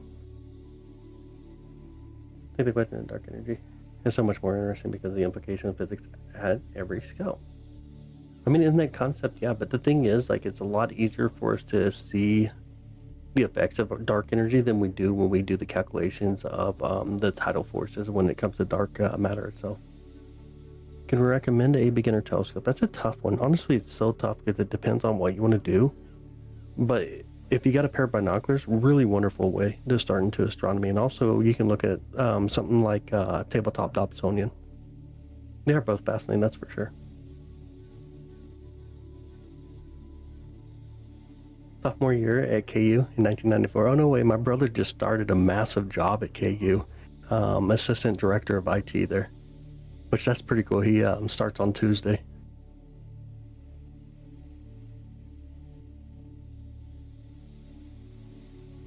Your malls could have traveled 30 miles to see the 2017 eclipse, and they didn't care to. Dude, that's crazy, ain't it? Ain't that wild? Yeah, he's super excited. It's a really awesome job for him to get.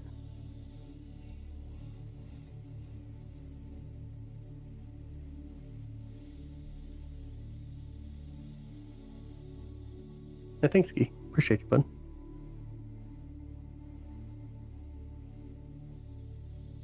Yeah. He's excited. It's really cool. His wife ain't as much. She's kind of like a farm lady. She really loves the farm. And they she's from Nebraska, so they live in Nebraska. So moving down to Lawrence is quite the change for her, and I don't think she's excited for that at all. Yeah, you can definitely see the craters on the moon with a good pair of binoculars. You can even see the rings around Saturn here with a really good pair, and you can get them stabilized, like lean them on a fence or something, try to stabilize them. You'll start to make out the ring. There's quite a bit of classifications for galaxies, quite a bit of them. We live in a galaxy that's considered a grand spiral galaxy, or a grand bar spiral galaxy. Really, farmers. That's funny. Higher existence influencing our existence, then it'd be a higher existence influencing our existence. Yeah, just the basics, yeah. Yeah, you can definitely see the moons around Jupiter, the Galilean moons with binoculars. That's not real? Okay, cool story. Oh, you were in the engineering department for a bit? Dude, that's really cool. He gets like 200 and some people underneath him, so it's going to be quite the change because he's always had his own place and did his own work, right? So it's going to be quite the change. Can you guys see the moon coming out on the left side of Saturn here? So now we can see 5 moons. And Claudius on the way out. Oh, definitely get one, though. Definitely get one. Well, hopefully you feel real. Separated below me. Oh my goodness. That's funny. Yeah, he's really nervous for the job, of course.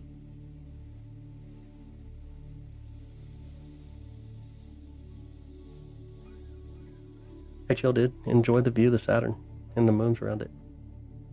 What's the furthest orbiting moon? Ooh, Callisto is over 1,000,000 miles away when we talk about Jupiter. If you're talking about just the furthest orbiting moon. But Callisto is really far out there compared to its host planet. We're looking at Saturn right now. Yeah, it's a really nice setup that I have. Able to track these type of things through the night sky. The fifth, I only see one. Look just to the left. It barely is coming in. You can barely see it there. And Claudius just ain't that massive. You got to look really, really close to Saturn. Just on the left between Saturn and Titan. Or, yeah, Saturn and Titan. But it's really close to Saturn. From New Zealand, yeah, there's a live view right now. What's the, what is the Stargazing app? I'd have to say Stellarium. Oh, I'd probably go Stellarium. I think Stellarium's really good.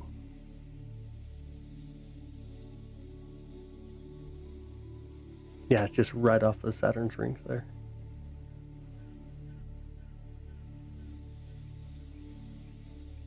Callisto is a wild moon.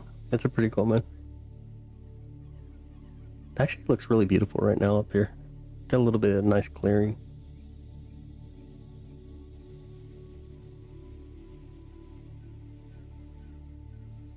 Smelled out to the left top of Saturn A moon. No, that could be a hot pixel. Let me look. We'll move around a little bit. No, it's a hot pixel. Cameras get hot pixels, so like you'll see like a red dot, a green dot, and a blue dot. Those are called hot pixels.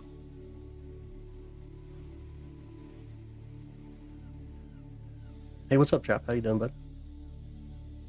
I appreciate you, Kyle. Appreciate you, bud. Someday y'all accidentally find new planets. We got over 5,500 exoplanets, if that counts. 8 in our solar system.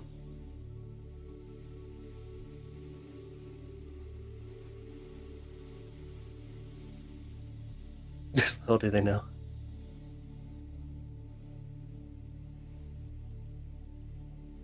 This is Saturn. Yep. Saturn and some moons.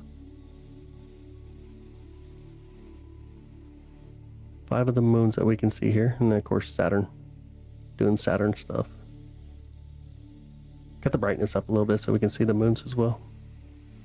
Do you believe in aliens? I think it's very plausible. 3 on the right. Where's the 5th? It's just to the left. Just to the left of Saturn. Little tiny dot. Make sure you turn up the brightness on your phone. Why is it shining? Sun reflects off of it.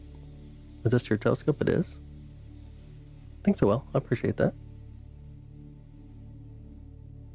The dot you see just above Saturn, that's a hot pixel, not a star. If you want to see a star, we can go to a star real quick, though. Let's see. Go the right way. We'll see one over here, right there. That's a star. It's a relatively bright star, even. You can see another one just to the top left bit. But see how them other dots are not moving? That's how you know that they're hot pixels. There's another star on the bottom right as well.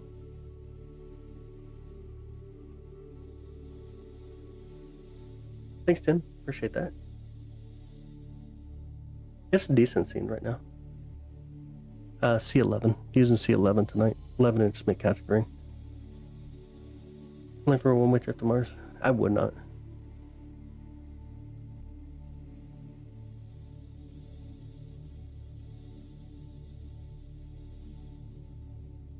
Why are they called a pair of binoculars? You only use one binocular. It's a good question. I don't know. Don't have the answer for that. We see our moon here soon. We will. It's right here, like on the bottom. This is right here, coming up near the trees, but it's still right behind the tree, right there. Jupiter's not where I can see it. The binary oculars. There you go.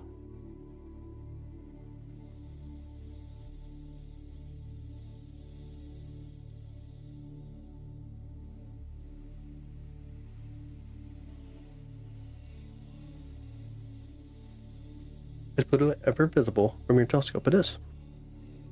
All right, Travis. Have a good night, man. Have a good day at work tomorrow. Missouri. Trying to come steal my equipment or what? See what's going on around here. I'm in Missouri. Pair of shoes, yeah.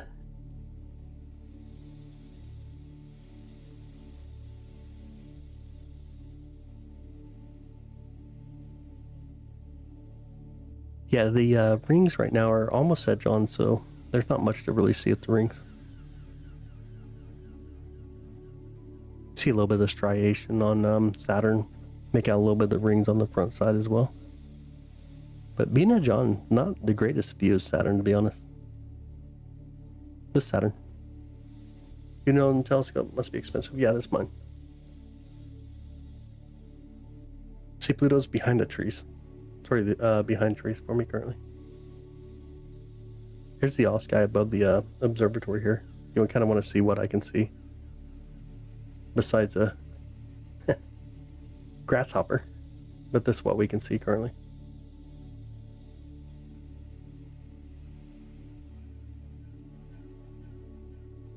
What's a star or planet on top of the moon? What does that mean? On top of the moon? I mean, Uranus is over there, if that's what you're asking, but it's not on top of the moon per se.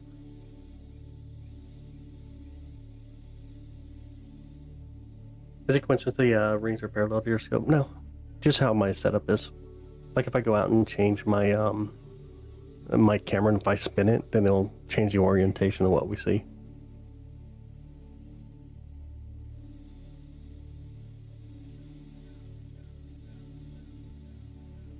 Oh, no way. Had a telescope from Toys R Us.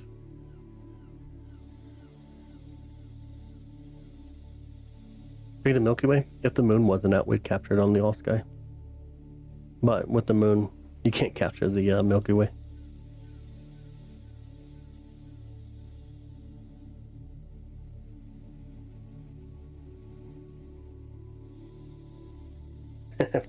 Sorry, that's funny.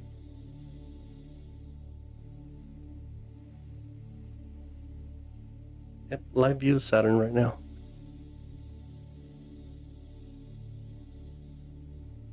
We got Saturn and Neptune. If you guys want to see Neptune, I guess we could do that too. Let me align Neptune here. And 3, 2, 1. We go find Neptune. Little blue dot here. See it right there. Let it kind of calm down. So Neptune's really far though. Neptune's about 2.7 billion miles away and a bit smaller than Saturn. So it ends up looking like a little blue dot.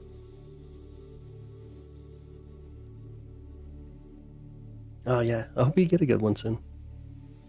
Jupiter's not up where I can see it yet. Automatically go to. It does go to and tracking functions.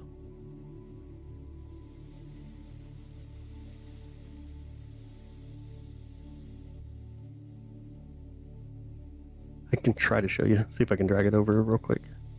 Make it a little bit smaller. There we go. Hopefully we can see it when I pull it over. Right here.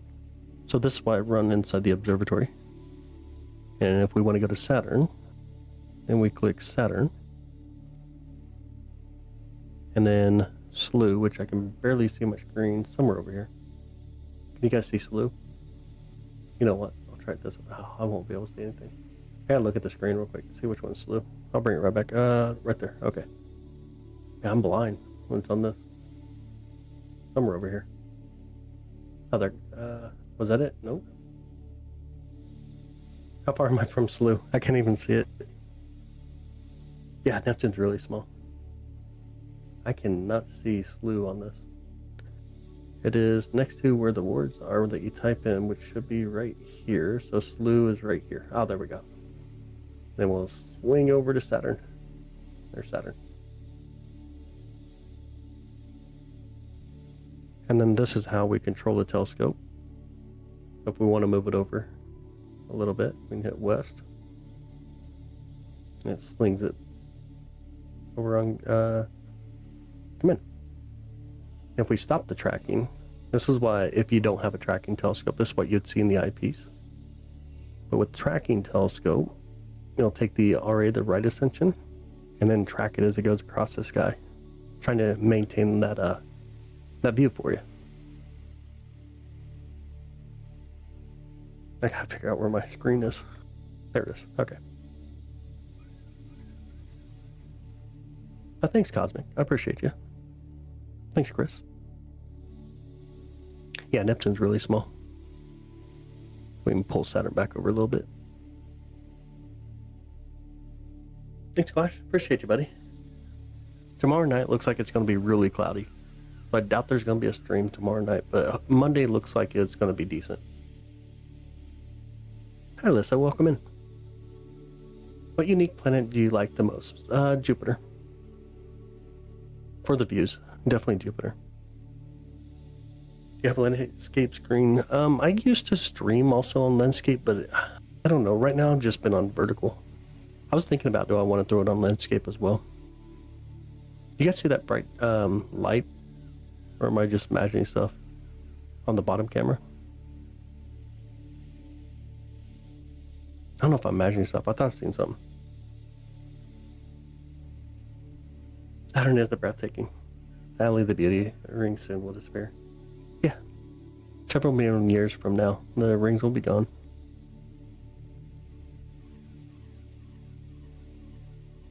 Thanks, Ian. Appreciate that.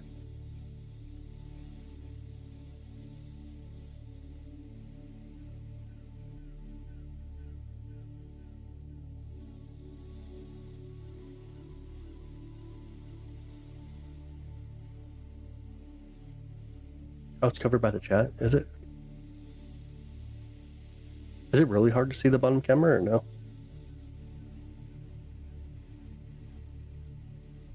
I used to have it on the top, but then I felt like it probably was too much of a distraction.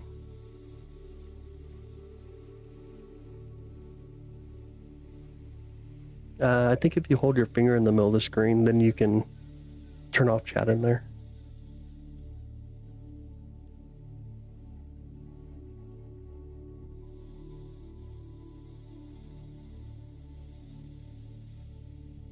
The bright one is Titan.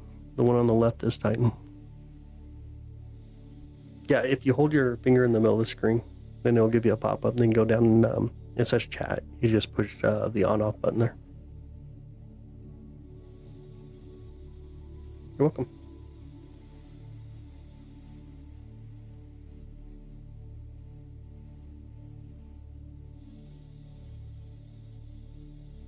I don't know if there's a way that I can turn off chat for a bit, because that's actually important, especially on nights when there's meteors and we're looking for meteors. And usually you want to turn off the chat every now and then.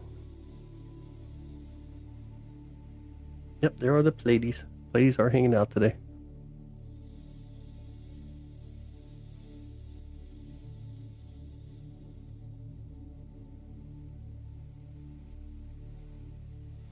Moon's starting to come up high enough.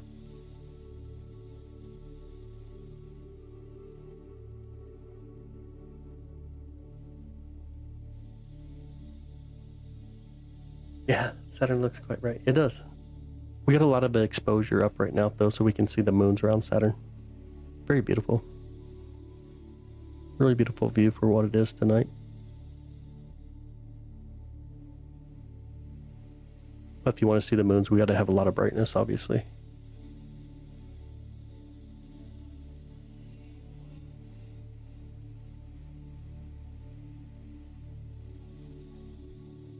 It is usually really low. The plane of the moon is really low during the summer months. What's so different? We didn't realize it life. And then we would have had contact with aliens, but it was too different and we wouldn't realize it. It's life.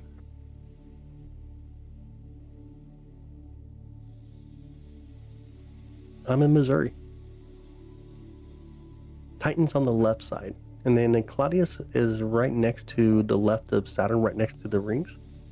And then a little bit over Rhea, Tethys, and Dione.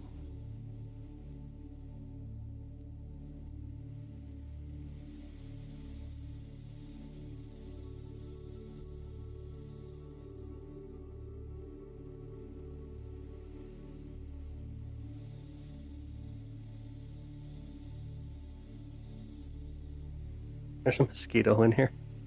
No! I cannot stand mosquitoes.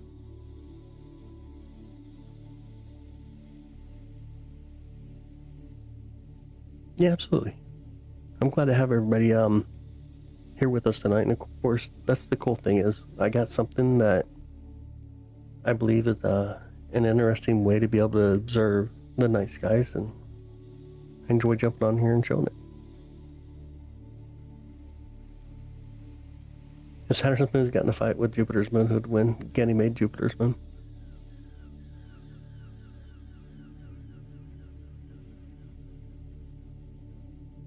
I gotcha. Is there a star a little more than halfway from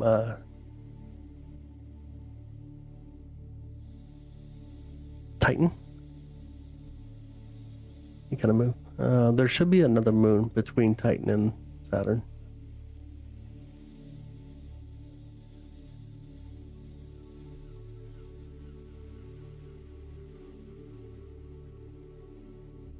Saturn has 274 moons. Too much glacier. Probably did the streetlights. Oh no, that's tough. I'm sorry. That's really tough.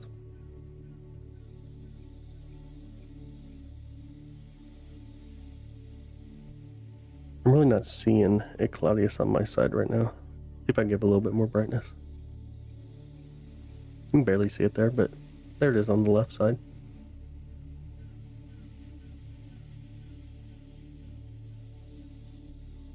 Yeah, Saturn has majestic rings. Oh, no way. 1:30 a minute and turned off. That's tough. That's really tough.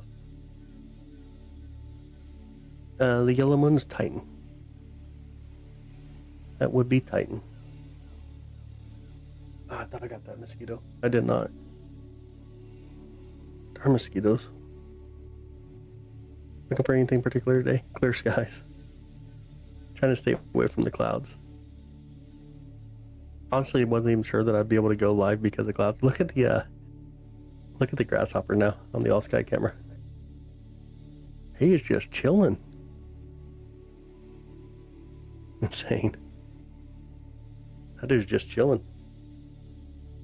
Can you see another moon from visibility far? You can only see 4, but I could see another one. We can see 5 right now. I see 5 currently. 3i Atlas is not above the horizon. It's already said it. You're just trying to get viewers, I guess. Yeah.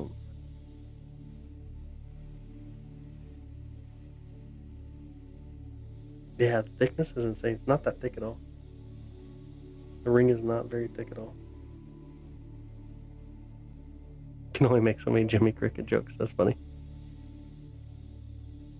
What would you say is the best object or planet you have caught sighted in your history of doing this? Definitely Jupiter, by far. Jupiter's always amazing. Jupiter wins when it comes to views. Jupiter and then Venus. Saturn's awesome too, but Jupiter to me is like the planet to observe.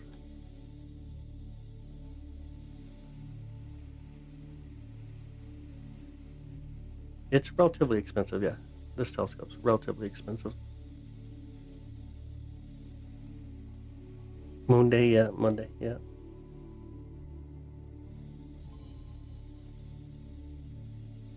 Mars not above the horizon. Saturn, yeah. A little bit of Saturn. Have you ever had a firefly go across the telescope? Yeah, we capture a lot of them through the all-sky camera. A ton of them. They're not out anymore, though. I haven't seen any in probably like a month now. Where planets and objects can you see? All of them. We can do galaxy, nebulae, globular clusters, star clusters, stellar nurseries, planetary nebulas. We can do all kinds of stuff with this one.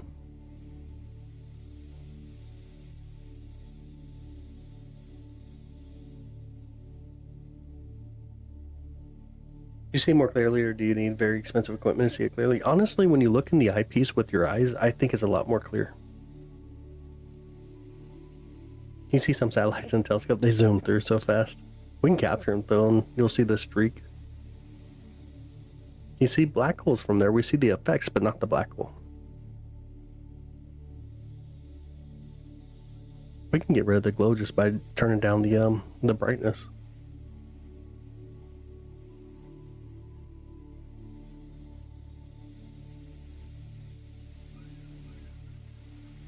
Yeah, if you've seen the video I posted on here, it'd have been the galaxy Whirlpool, the Whirlpool galaxy.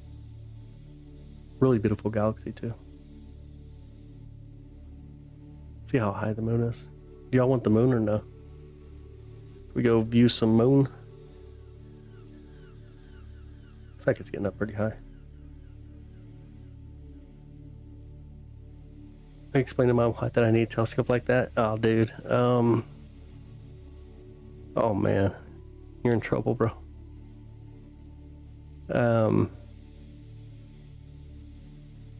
You got kids or no? That's probably the easiest way to do it. For the kids. Yeah, we can see like the disk around black holes. We can see the motion of objects, the tidal affecting of objects around them, but we don't see the black hole itself. Light don't get emitted, no energy comes out of them. Globular clusters are pretty cool. They're pretty cool to see. This telescope, just the telescope itself, is about 6,000. This is the moon on the bottom. The moon right there on the bottom side. Come up over the trees.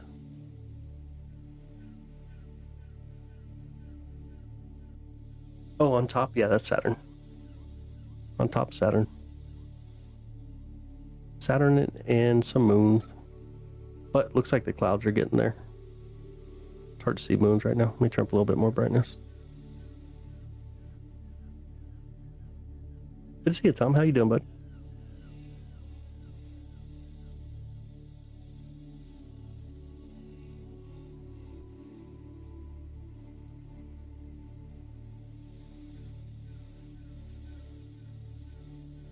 Y'all want to go check out the moon or no?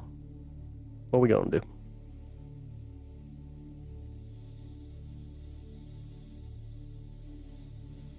Yeah, event horizon. The event horizon is near the disk, though.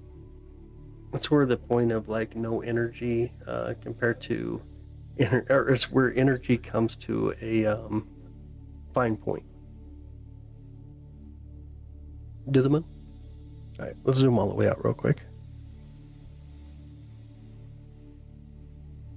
You'll see how small Saturn actually is in this camera, and why we don't have a really, really wide field of view.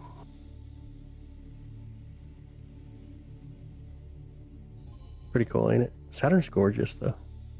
Let me take a photo real quick out here. See some stars around here as well. Saturn, how bright it is. Really beautiful out here.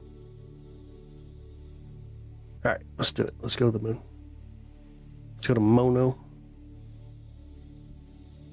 Beat it up real quick. There we go. And then the moon.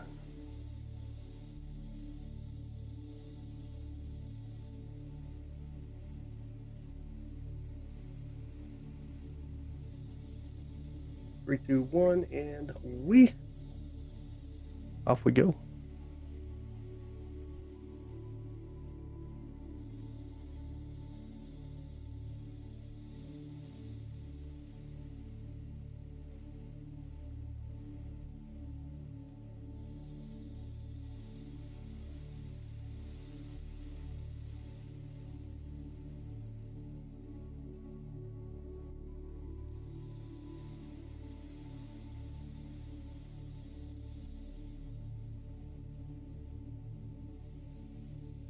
All right, see how far off we are. Get a little bit of brightness. Oh, we're still moving. This may be really bright when we get there, y'all. Ooh, it's gonna be. Turn down some brightness here. There we go.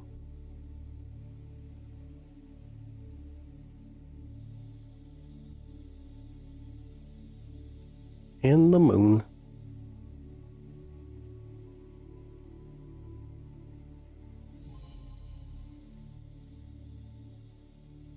We can see the ISS that flew by.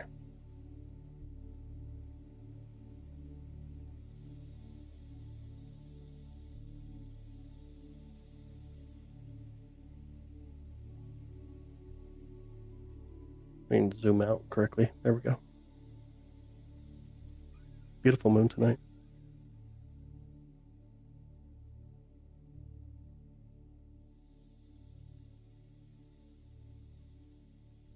The Wendy's baked potato may have been too big of an order tonight. I blame this chat. That's funny. That's really funny.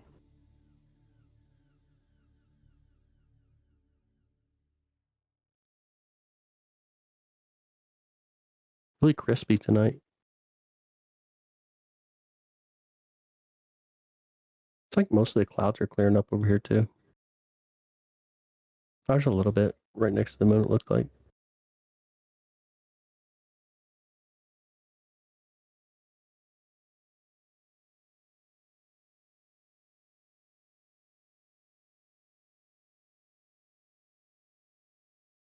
Does look a lot better though.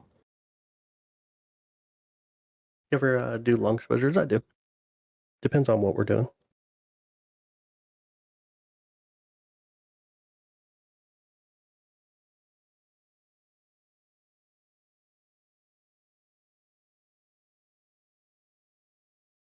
It's like in the left middle side. What was it? I missed something. This aperture of the telescope is 11 inch.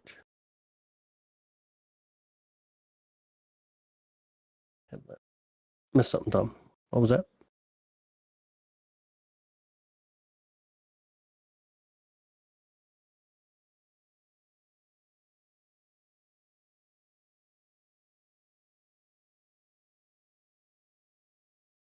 Darkness all over the moon.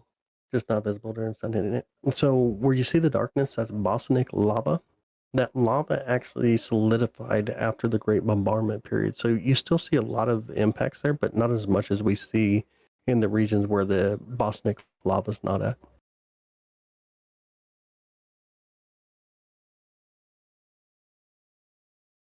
Oh, you seen a light the other day? Nice, dude. Oh, dude, get an 8 inch. 11 inch is too much. Honestly, it's too much, man. Let me see.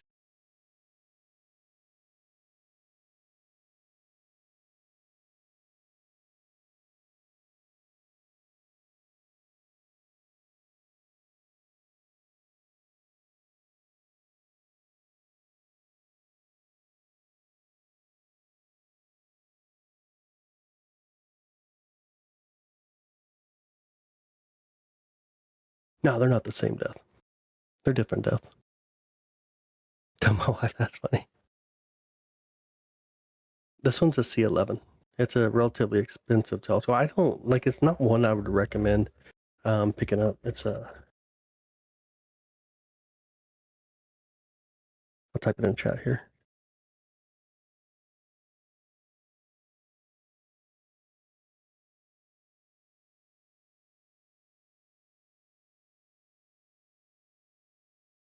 There you go. That's what she said. Yeah. Oh, it's crazy cool, Tom. I did not see it. Didn't see it myself. Yeah, do the 8. Oh, if you're doing astrophotography, then even the 8 inch is a little too much. Do telescopes have apertures like camera lenses? I mean they do. Like this is an 11 inch telescope, but the focal length on it's about 2800, and then it's a the f ratio would be f10. Have I tried tracking the Atlas? Not yet. Not from the observatory. That would be able to capable of hitting the retroreflectors. You need like a 50-watt laser. You only need a 50-watt laser.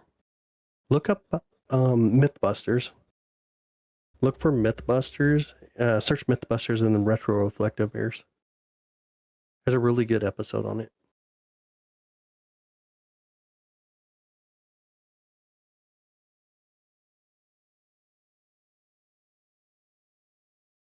What's with some of the craters that we're seeing? Yeah, let me try to show you one here. Let's go to Tycho. Tycho's really beautiful. Right here's Tycho. This one right here, that's 63 miles wide. But the average impact crater on the moon's about 20 miles wide. This one is about 74, if I remember right. This is Copernicus. So you got like Tycho up here. Barely see it right now. Sorry, actually right here. Tycho be right here. See if we can zoom in a little bit too. I find my mouse again. Really small screen that I'm looking at, but we'll see what we can do. Zoom in digitally now. There you go. Yeah, there's a Tycho right here. A lot easier to see when zoomed in.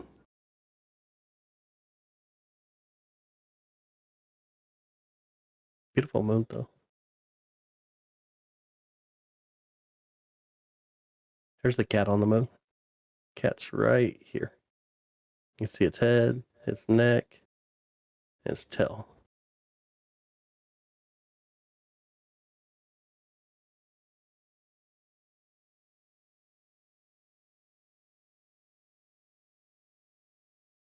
The edge of the moon.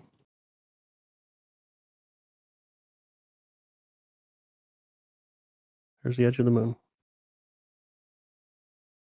Where's the witch at tonight? It's right over here.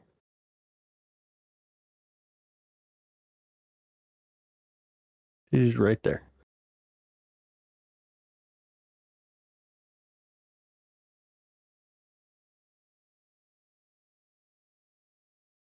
Oh no, not if you want to do astrophotography, man.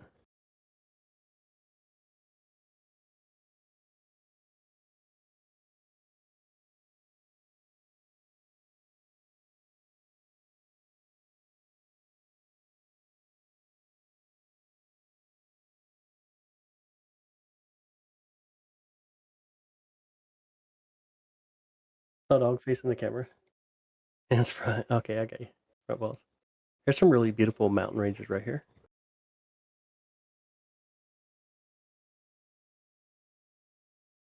It's gonna be the Sea of Showers. And then the Bay of Rainbows on the bottom looks like a shark took a bite out. That's gonna be the beautiful Bay of Rainbows.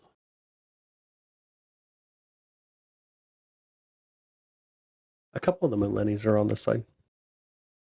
Right over here, let me get there. Right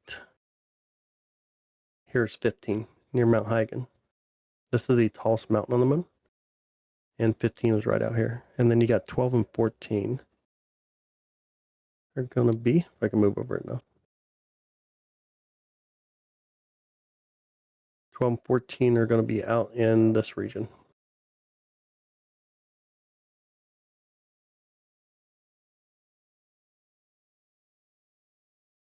See if we can zoom in a little bit more even. Go take a look at Copernicus crater.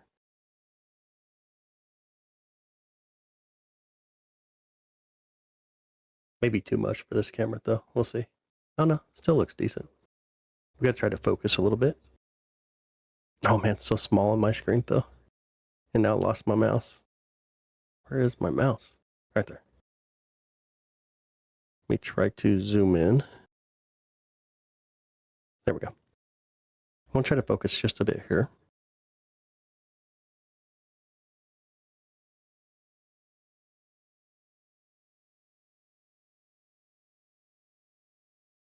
That's not too bad. Does it look better or no? Maybe I just got bad eyes. Yep, the moon. Specific area where the astronauts were landing back then. Do you have a specific? I just showed 3 of them. 3 out of the 6 that we can see right now. Yeah, it's one of the newer major craters. The youngest large impact crater would be Tycho.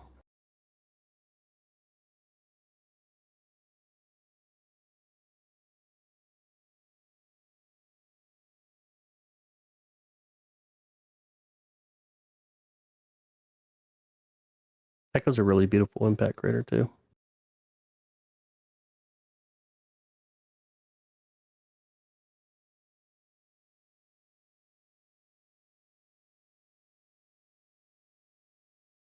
Motorized autolinear stick with the standard tripod. Ooh, for me, Go-To is much easier to use.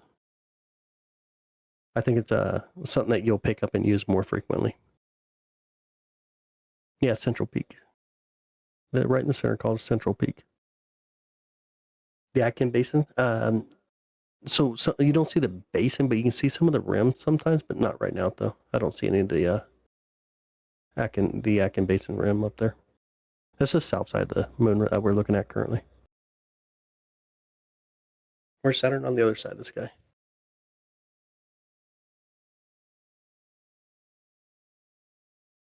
I'm using a C11 telescope. What's up, Max? How's it going, bud? How you doing, buddy? Let me take the camera away from the moon a little bit here. So bright.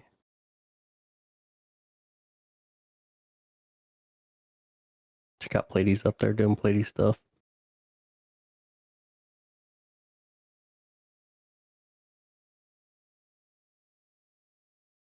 I think appreciate that. Did you ever see the rover on the moon from your telescope? No, I'd be way too small for my telescope. Some craters got hit multiple times. So how old is the newest? Or no idea. Probably within the last 10 minutes. Stuff like the size of sand hits the moon all the time.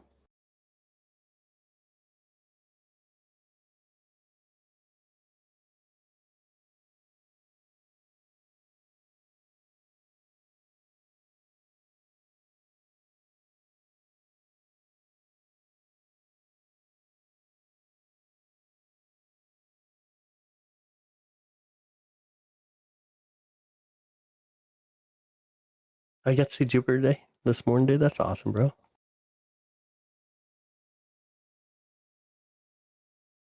Aristarchus crater.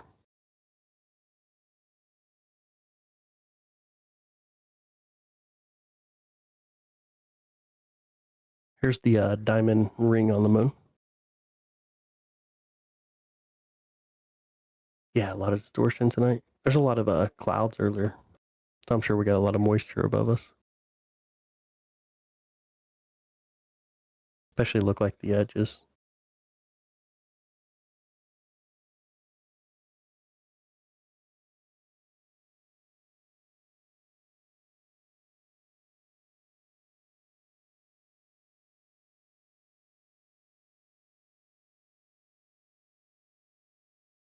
Never see Jupiter due to too many trees and stuff. Yeah. Wait until a little bit later. Give it about another month and a half. And it'll be up much sooner.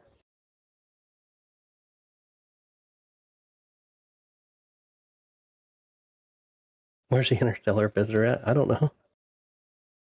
Are you talking about the interstellar comet? 3i? Where's the aliens? Never seen any. How big are these impact craters?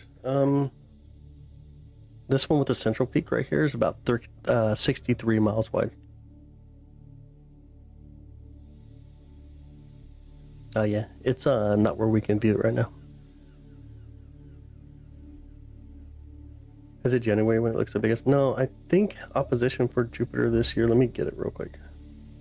I think it's in November, but I'll have to look it up.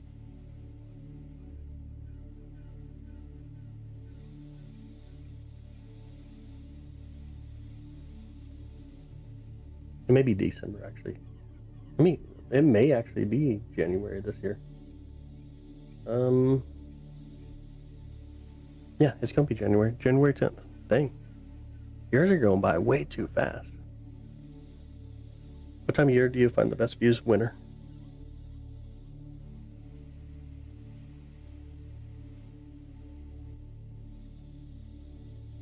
I'm in Missouri.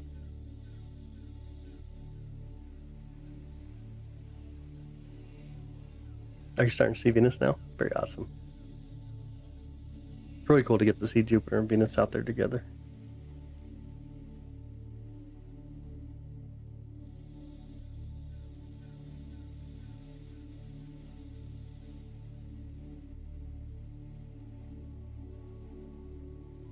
Gonna be looking for the live that night? Yeah, absolutely. It's honestly December through February. It's gonna look a lot the same.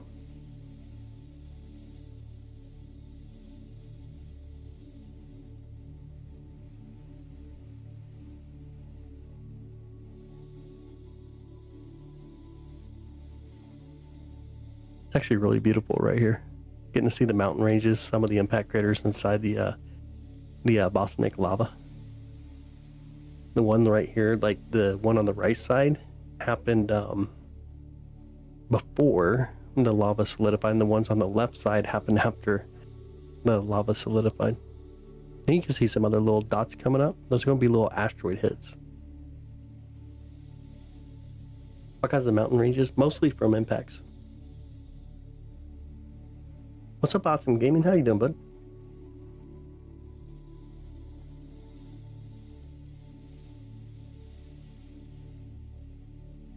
We see moonquakes. We see moonquakes on the moon.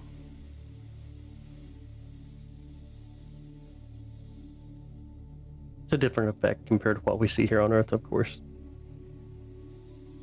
That is the crater. We're just looking at it. Oh, this right here, this dark mass, is the Sea of Showers. This is a massive impact crater.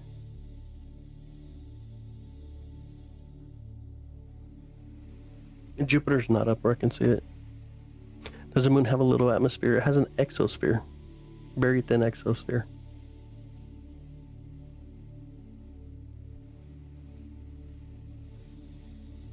Favorite object you've seen in space? Honestly, I enjoy Jupiter. I think Jupiter's awesome. It has a lot of impacts on the far side. The far side has a ton of features. A lot less of these dark masses that we see, like right here, the Bosnic lava. There's a little bit back there, but not as much as what we see over here. Does the telescope come from that? Some telescopes do.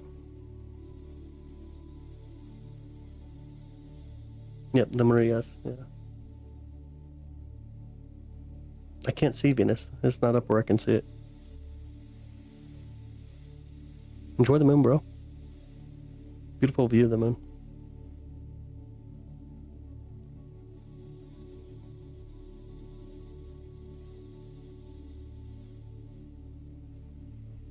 Yeah, the Earth sky is really cool. I agree.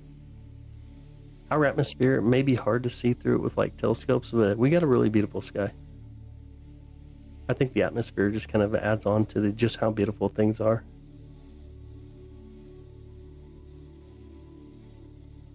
It's gonna be Plato crater down here. Oh, get down a little bit further. There's beautiful Plato. Awesome, man. Very cool.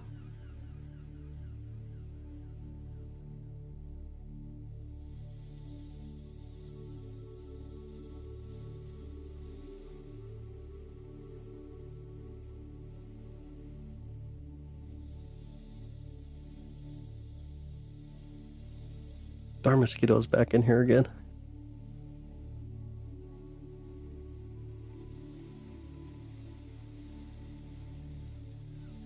See if I can give us a little bit more light right here. See a little better.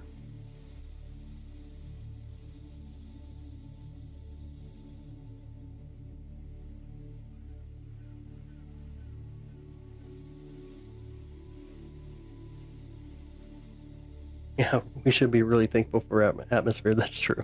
That is true. Love to walk on the moon. I'm with you, man. I would too.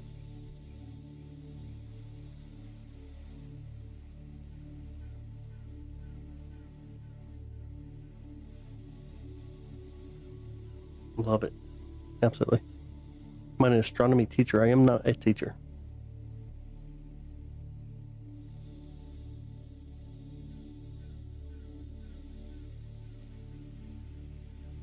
We did Saturn for a little bit already. Now we're just hanging out the moon for a bit. Monday night, though, we'll probably do some up close and personal views of Saturn. That's kind of the game plan. Tomorrow night looks like it's going to be a lot of clouds.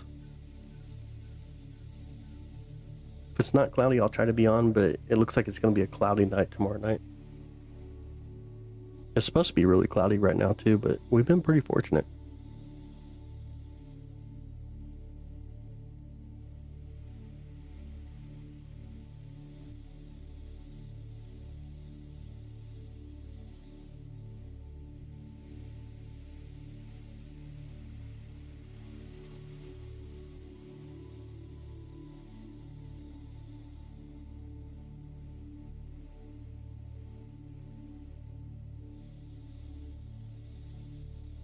Look at all the stars from Taurus right there.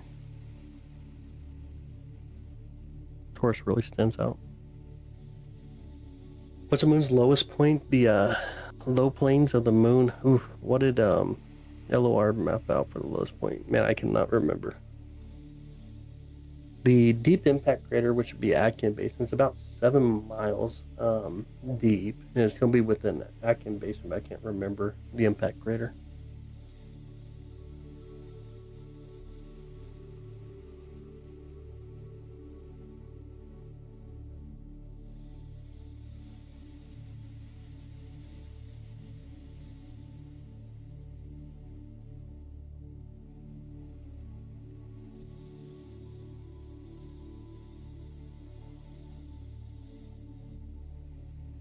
Zoom back out real quick.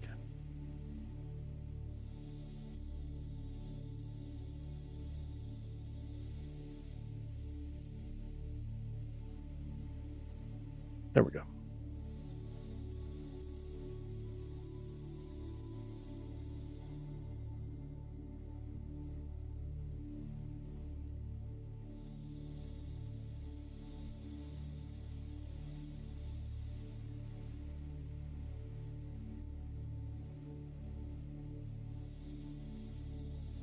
Saturn? Maybe. We might.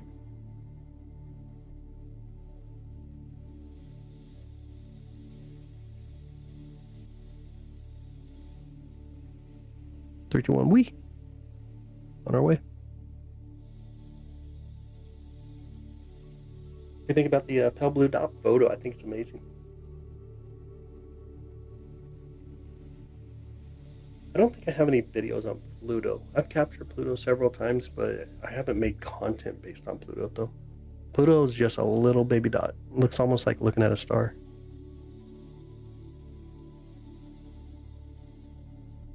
I gotta turn up the brightness here so we can actually see as we get there.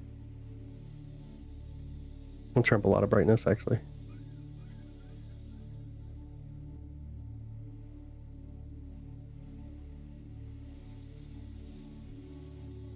There's Saturn. Saturn and some moons. Zoom in though. Probably be good enough.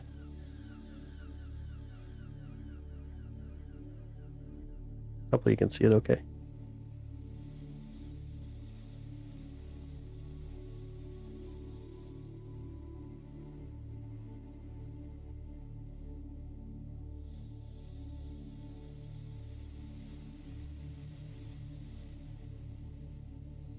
Zoom in a little bit more. Drag Saturn over.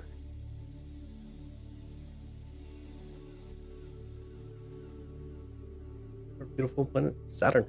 Nocturnal.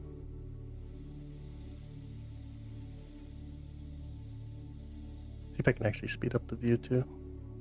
There we go. Saturn doing Saturn stuff out there. Farthing to the left were moons.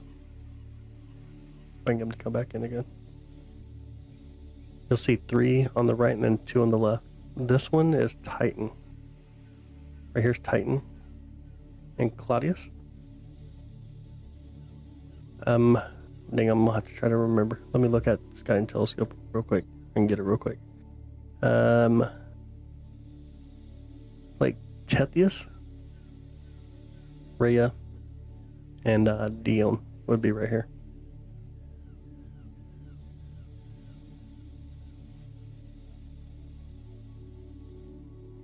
Or yeah, that may be actually Mimith. That is Mimith. Yeah, that's Mimith.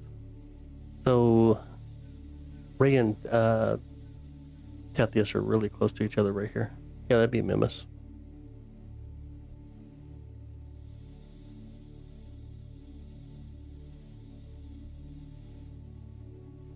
Getting the view of Orion Nebula.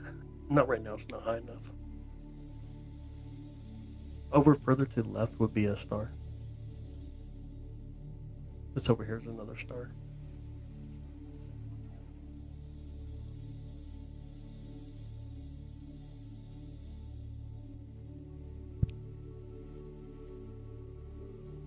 And Titan has an air of mystery around it. Love it. About to cross 2K subs. It's all good, man. This is really small social media for me. I'm growing fast over here, obviously, but my other accounts are massive.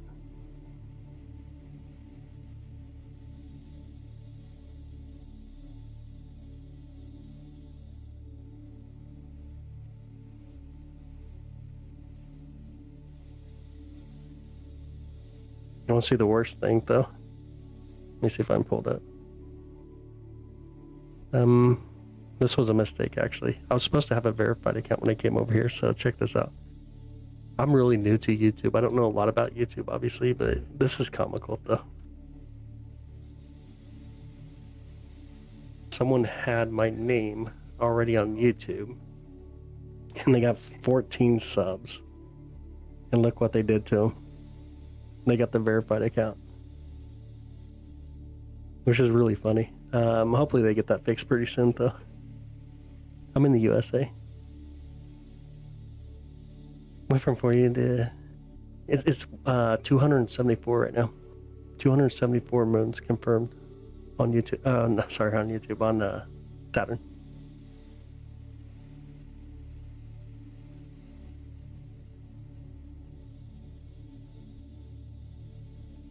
But that was kind of funny to me. Like, hopefully they get that resolved pretty soon. But someone that has an account with a video from 16 years ago got verified on YouTube, 14 subscribers.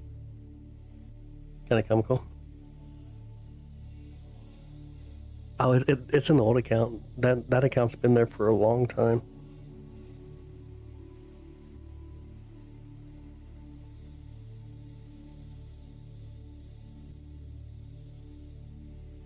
A fourth dimensional object that we observe is 3D. Yep. Jupiter is not up.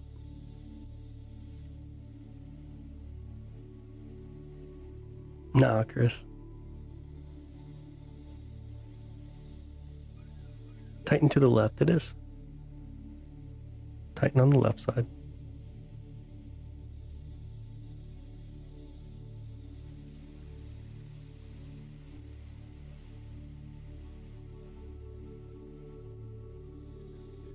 It does. It really does.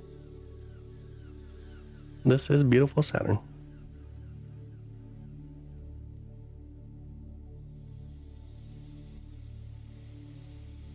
Maybe the clouds are coming back in this area. I can't tell. Look that way real quick.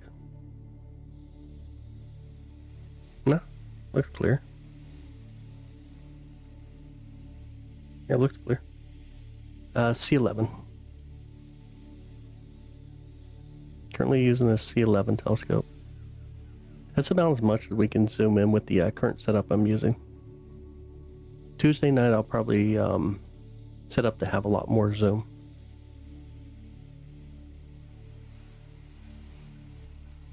Like the settings again? Take down the brightness.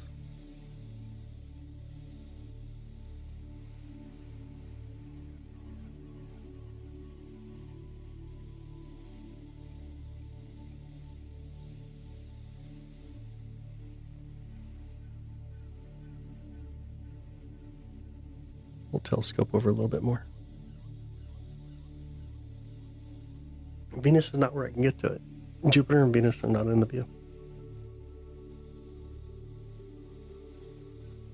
Yeah, they're edge on right now. The rings are edge on, so we're seeing them in the really thin phase of almost boring to look at. Thanks, Bella. Thank you so much. These are moons around Saturn. Yeah, you see 5 of them here. 5 out of the 274.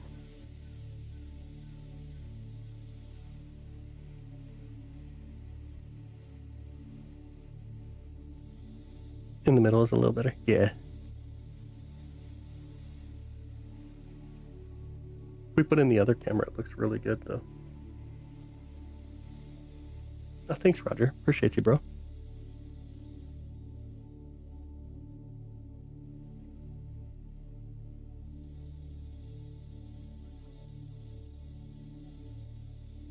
Yeah, it's really beautiful out there though.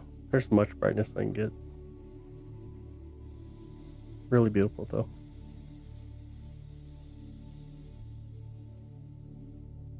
I like seeing the moons. And maybe it's just me personally, but I kind of like seeing them. I like getting to see the moons. Like we see 5 right here, and plus we see ours, so we're up to 6. And if we were able to see Jupiter here soon, then we'll see 4 more. So we'd be up to 10. We can go look at Neptune and take a picture real quick, and we'll see Triton, and that would make 11 moons. I guess pretty wild. Yeah, getting to see the rings and the moons, the most interesting part. I agree. I really like to get to see the moons around the planet. Oh, thanks, Misty. I appreciate you, honestly. Thank you. Try to change the focus a bit. We're pretty well focused. Honestly, this is decent focus. This is really good focus right now. See how the moons look more like a dot instead of look like. Let me try just a bit. You'll see kind of what I'm talking about here. That's a decent focus. I'll do a little bit of focus here. Watch what happens to everything. See how they look like they're getting a little bit bigger, especially like Titan. I'm gonna move slowly on the focus, but you can see kind of like how the Titan got a little bit bigger. Harder to see the moons on the left side now. Bring it back just a bit. Yeah, I can also see on my side the focus flop on Saturn. That's pretty decent focus for what it is for the field of view that we have. Hey, thanks, Jorge. Appreciate you, brother. Thanks, Max. That's awesome, 2K. Sweet. I appreciate everybody.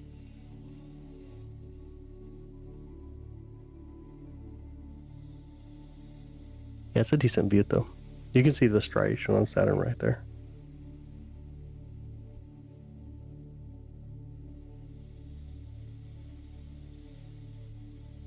Why is Saturn so bright? See isotopics that are being reflective of the sunlight.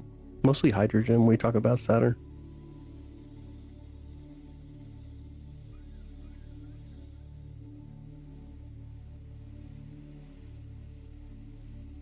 It's all good, man. Absolutely.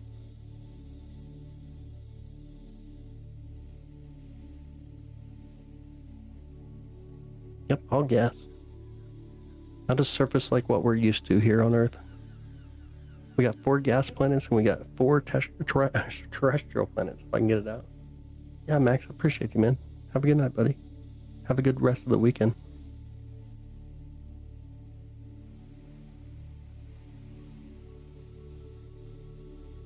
I'm not going to be too much longer. It's already 4 o'clock in the morning, y'all. For some reason, I'm tired tonight. Last night took a lot out of me. I think I streamed like 7.5 hours last night.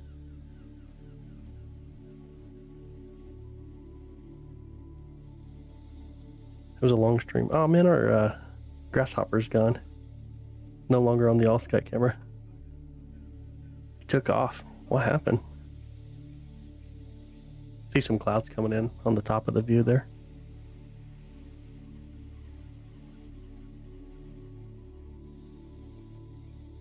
Yeah, Jimmy took off on us.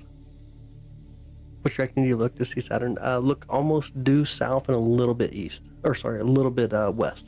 Due south and a little bit west. Looks like a bright star.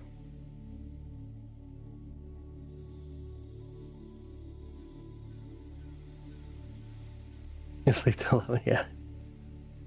Yeah, I'm exhausted, honestly. I am exhausted.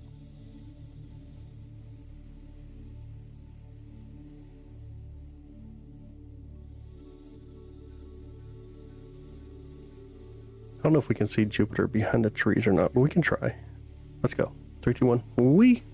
Across the sky we go. Let's go see if we can see Jupiter so we can see 4 more moons. We seen Triton earlier.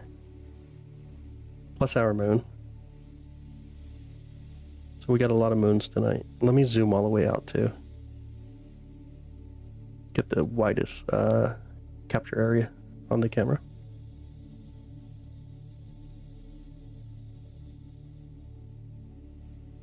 Yeah, 3:57 a.m.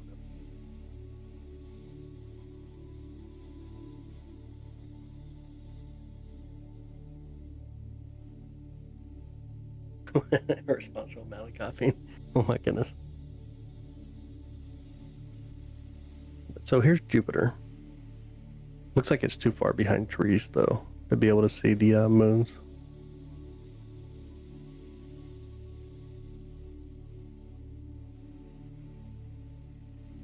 You pulled over a little better. I want to take a little bit more exposure. See if we can get the moons to pop out at all. I see 3.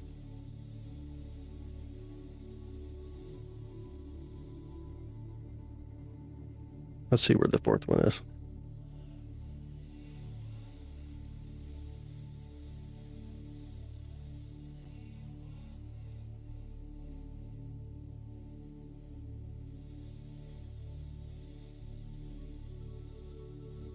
There should be 3 on the right side and then 1 on the left. Ganymede, Io, and Callisto? Okay, I see Callisto now. If I get enough brightness, you'll see Callisto come in a little bit. Get my mouse here. Here's Callisto right here. So Callisto, Io, Ganymede, and Europa. The moons that we currently see here.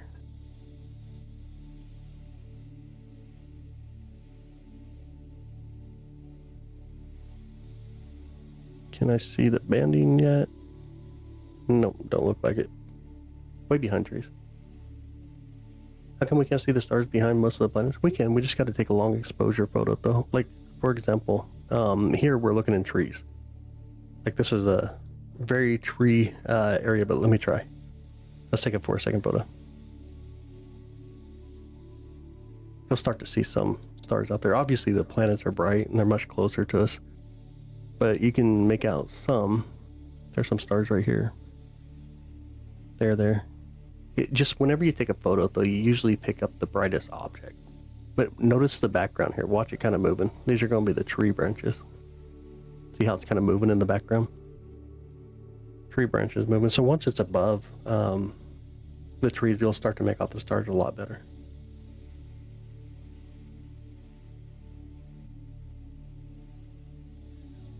For example, if we go to, let me try this real quick. We'll go to another planet here. This is going to be Uranus.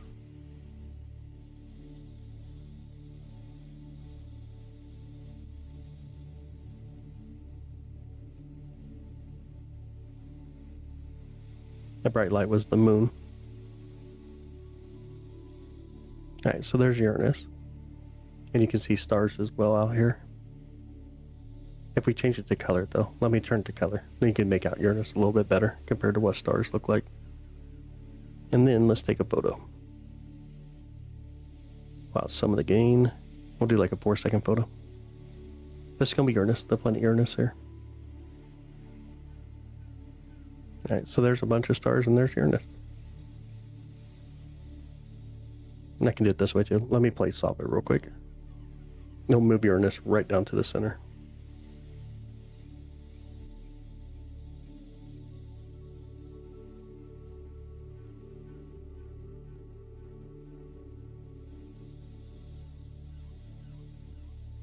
Beautiful out there though, right? Another way, like at least I use a computer system, it helps me detect a lot of stuff. So another cool thing we can do is deep sky image annotation. It kind of helps me detect what we're looking at and stuff, and it'll throw that on there. So we can see Uranus right here. If we speed up the camera, it's that little tiny dot right there. We really speed up the camera, then we can swing over to this object right here.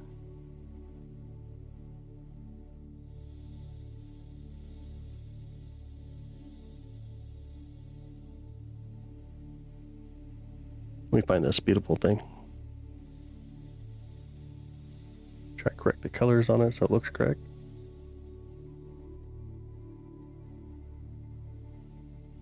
With the camera, we can change our colors that we get as well, since it's an RGB camera similar to what we have on our cell phone. So it's really cool. We can actually take out different colors if we don't want to see certain colors and change the color of how we actually view stuff as well. Like a blue moon, obviously. A kind of reddish color. Or you can auto adjust it, so it's called white balancing. That's what we see.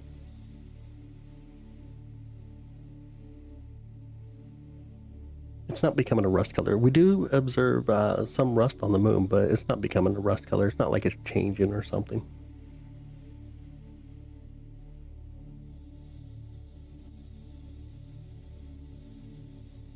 I think people took that information and tried to twist it more into like a conspiracy.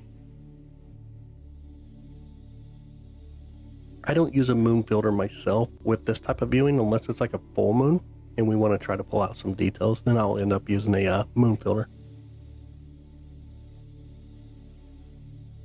Zoom in on the bright spots on it. Which one? Oh, I think I just clicked the wrong button too. We just went super bright. Did not mean to do that.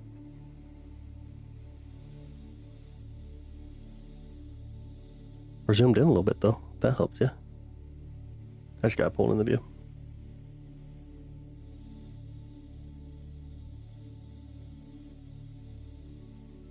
Gotta go the right way too.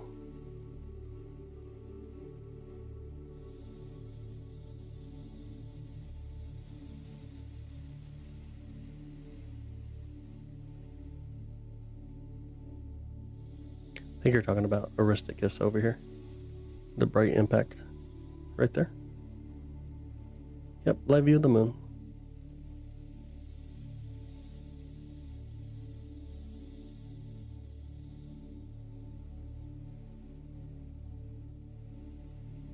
We jumped around a lot of stuff. We did Saturn, Neptune, Uranus, Jupiter, and now the moon. We've jumped around a lot tonight.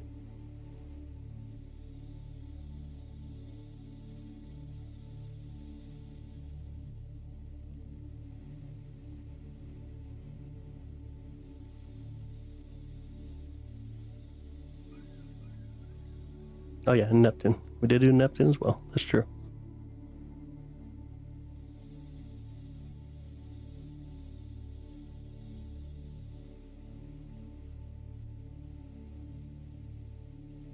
Can you see something outside our solar system? I just showed you stars a minute ago, didn't I? We can do galaxy nebulae and stuff like that as well. It's just right now we're kind of hanging out the moon.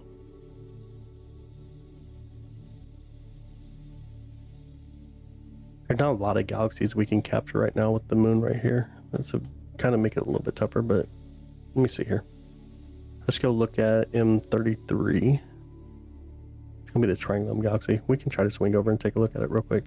The moon makes it really hard to capture galaxies. They're really faint and the moonlight's just so bright it just illuminates our view. Is it possible to see the ring of Saturn? We'll check it out here in a minute.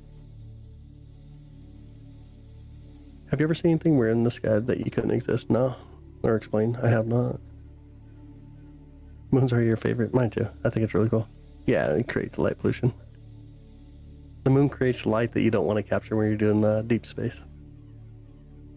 Let's see what we can do here. Let me get in here. Let's turn up some brightness. Try to see what we can see. Let me take a photo too. We're gonna, I think, yeah, we gotta zoom out. Zoomy out.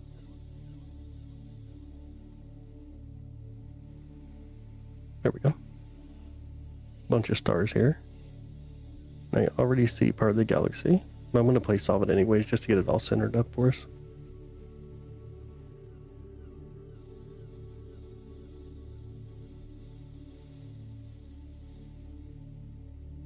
Love the origin of the Messiah Galactic. Yeah. Let's to craft it. No comments. Yep. Don't waste your time. Yeah. How to find comments. Get rid of crap that you don't want to pay attention to, but the Messiahs are some of the most beautiful things that we have out there for sure. I'm going to take a 4-second photo. We're not going to go like super wild on capturing these. Do you think there are light planets? What do you mean light planets? Not too sure what you mean there. See if I can get enough brightness. You can start to see the galaxy a little bit here.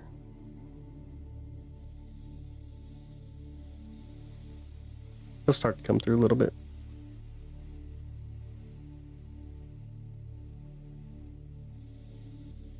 Oh, thanks, Kimberly. Appreciate that. Can you make out the galaxy here? I know it's kind of hard to do when we got a bright moon in that direction. Andromeda is so massive it don't fit well in this telescope at all. We see like the, I can go show you a little bit of it though. We can check out the core of Andromeda for sure. Let me speed up the camera real quick.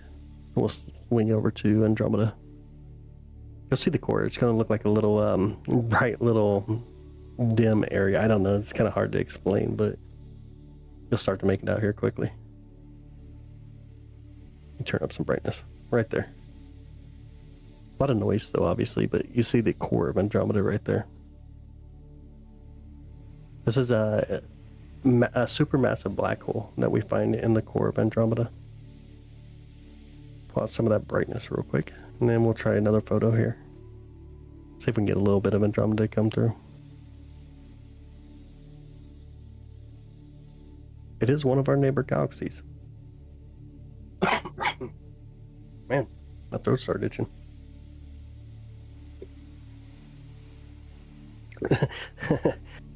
Space doesn't have those lines going down. Don't be so gullible. 200% fake. I mean, the camera does. Kind of what the camera does, you know. All right, let me clear out the triangle galaxy here. Here it comes. Oh, check out the satellite too. I don't know if you guys can see the satellite. Let me see if I can find it here real quick. Zoom out.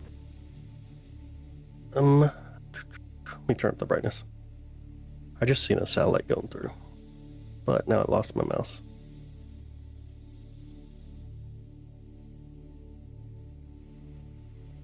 If you look really close here, we'll be able to start seeing the dust lane on Andromeda as well. Oh, there's the satellite up there.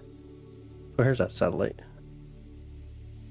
But here's going to be some of the dust lanes from Andromeda.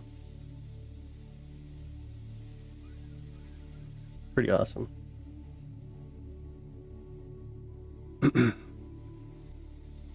Yeah, looking at something that was the light that we're seeing is about 2.5 million years old. Crazy. Can I show a pulsar? Oh man, that's so tough to do. Pulsars are really tough to do. What's my opinion on 3i Atlas? It's going to be an interstellar comet. Jupiter, we'll do here in a minute. Let's swing over to, let me speed up the camera though. I'll swing back over to Saturn real quick. I'll turn up some brightness too. Kind of see what's going on. So this is what cameras do when you turn them way, way bright. Obviously, you normally do it without noise, right? But some things are just so dim that you just crank out the brightness, and that's what we're doing there. Otherwise, you got to do a photo. Once a dim object. Like that. These are 2-second photos here. Let me go to 8 frames per second. You can still see kind of where it's at. It's just kind of crazy. All right, let's do this. And 3, 2, 1, we. There's a 50-50 chance that we'll collide with Andromeda. Roughly a 50-50 chance. We're not too sure that we are going to with some of the new evidence that we have. All right, so here's Saturn. Let's zoom in again. Oh, I just hit my face on my microphone. All right, and then we can speed up the camera a little bit more because Saturn, obviously, it's super bright. Check out beautiful Saturn there. Saturn doing Saturn stuff.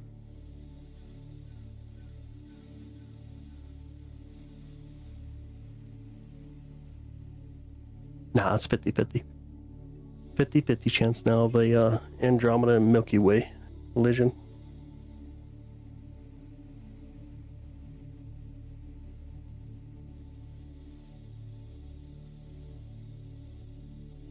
Someone asked about Jupiter, so let's try Jupiter. Gotta go back on the other side of the sky again. There we go. 3, 2, 1. Wee. Why Saturn the only one with rings? Nah. All of our gas planets have rings.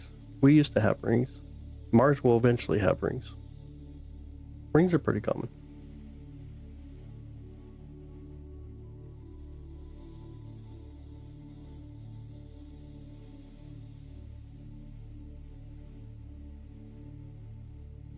They're going to possibly just bypass us, yeah.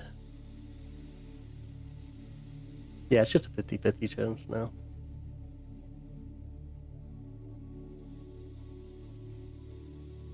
We're merging currently with a galaxy called the Sagittarius Dwarf Galaxy. When we talk about Andromeda, it's roughly about the 19th distant object that's from us, basically. Let me see if I can get Jupiter. I can actually see it here. I just got to get pulled over. Telescope. Go the right way. Pull it down. It's behind trees, so it's going to be a little bit harder to see. But Jupiter out there doing Jupiter stuff. There's still a lot of trees still blocking it, so it's going to be hard to observe. Mars will have rings. How does a planet just get rings? So Mars is going to have rings when the moon Phobos collides into it.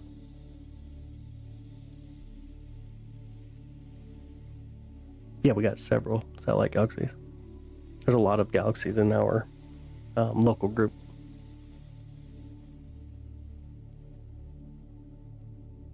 This one has rings. just not viewable from here on Earth. Saturns are the ones that we do view from Earth, but all of our gas planets have rings.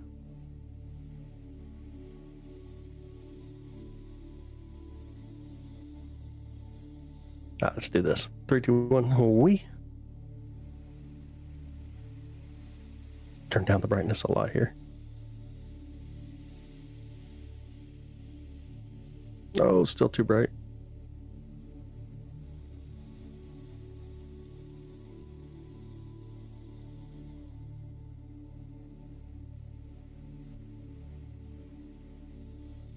That's one way, yeah. Crushing effect and impacts can cause rings.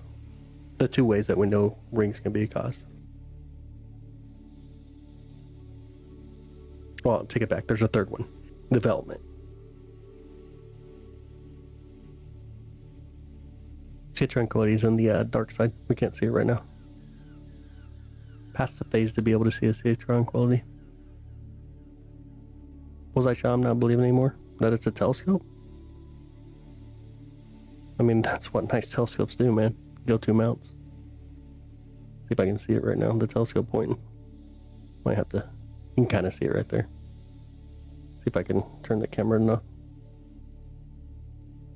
little bit of clouds up there too.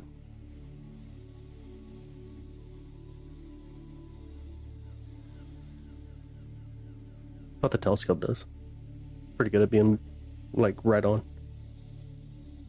The moon is slowly getting further away, yeah. It's about 3 centimeters, 3 to 4. So it's roughly about 1.437 inches per year. Aimbot on the telescope, yeah. Kind of like that.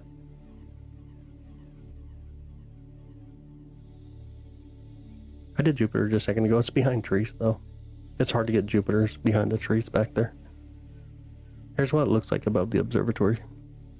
And then you can see we got trees everywhere. So where the moon is, there's the trees on the bottom left there. Jupiter's going to be back behind those.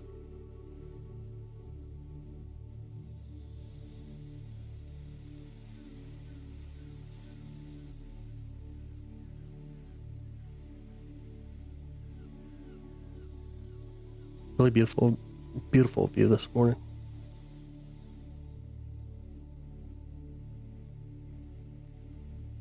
Gorgeous view.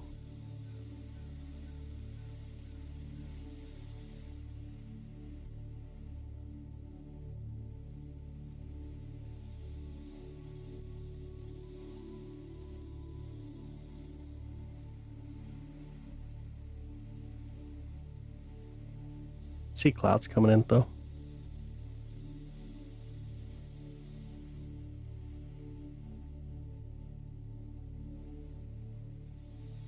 Clouds. No, not like we do at the moon. The moon's really close to us compared to planets. Really close to us compared to planets. This telescope is about 1,600 for just the OTA.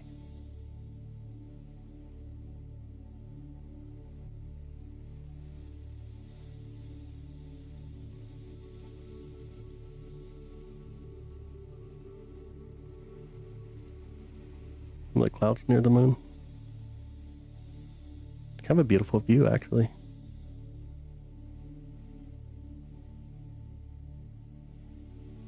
Hey Philip, how you doing?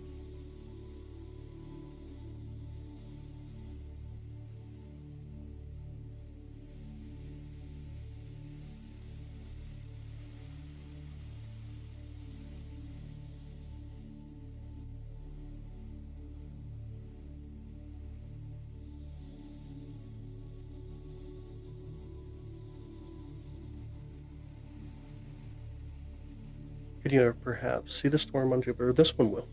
This telescope will easily see it. This is a really massive telescope.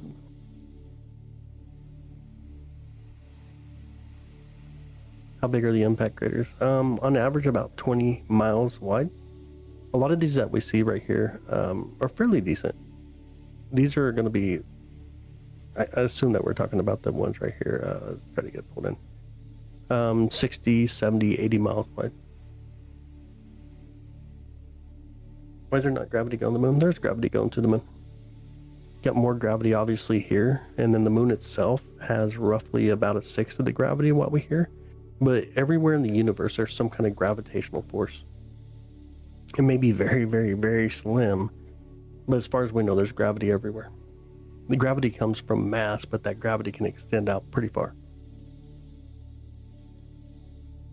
How deep are they? Anywhere from sand grains to 7 miles deep.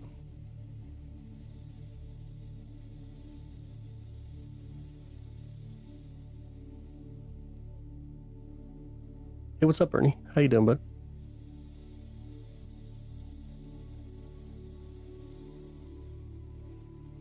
There's a little bit of gravity. It's not like a ton of gravity, obviously, but there's a little bit of gravity. If we even talk about like the ISS, for example, they have roughly about 86% of the same gravity you have where you're standing now. They're in free fall, though. Nah, the moon's not hollow. Has an iron core. It's a really small core, though, but it has an iron core. Yeah, about 6 of the gravity on the moon. So roughly, if you weigh 180 pounds here, you're going to be 30 pounds on the moon. If the ISS flying over, we'd be able to.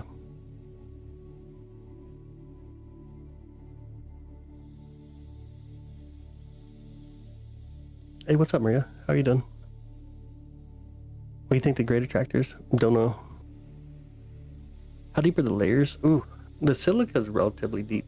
The thickness of it. And so when we talk about like the crust, it's really thin, 40 to 60 miles in a lot of the areas that we see that face us. And then we talk about like 70, 80, 90 on the far side. It can be even a little bit thicker. But probably the silica layer is going to be the most thickness that we find on the moon. Nope, the moon is a moon. Is there possibly water on the moon? Yeah, we do observe ice near like the deep impact craters near the South Pole, but we also see a little bit of water inside the crust, which was detected in some of the silica glass that China was able to observe. You can give up, die if you go to the moon. Yeah, that you'd be able to.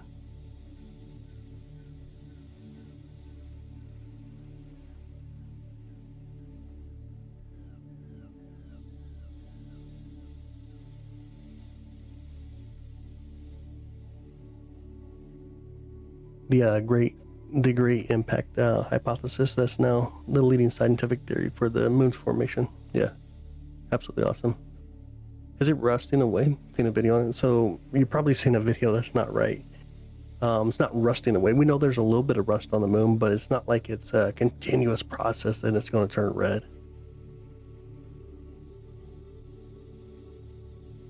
Yeah, everything has gravity. Do you study the moon's effect on us humans? So that's been very well studied. The only thing we find is that the light that's around you, the light that comes off the moon, and so when you walk outside, it's a little bit brighter. That may have an effect to you. But as far as the moon itself, there doesn't seem to be an effect to us. Mostly, it's going to come back to the night light that we receive from the moon. Yeah, Gaia, yeah. Yeah, Mars has a ton of rust. The Earth's moon is similar to Mercury. Are there any differences? Well, I mean, obviously one's a planet and the other one's a moon. Our moon is relatively unique when we talk about our moon. Are there a lot of differences? We still got a lot to study when it comes to Mercury. Mercury and Venus are really, really hard to study.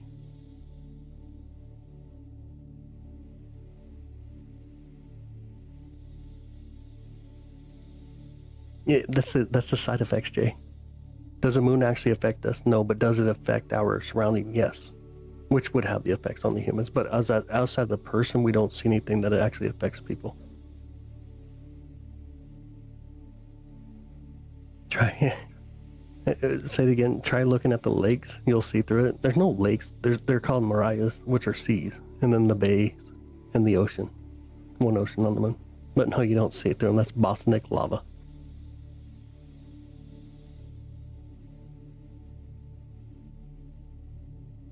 But you have a theory it does affect you. I mean, that's fine.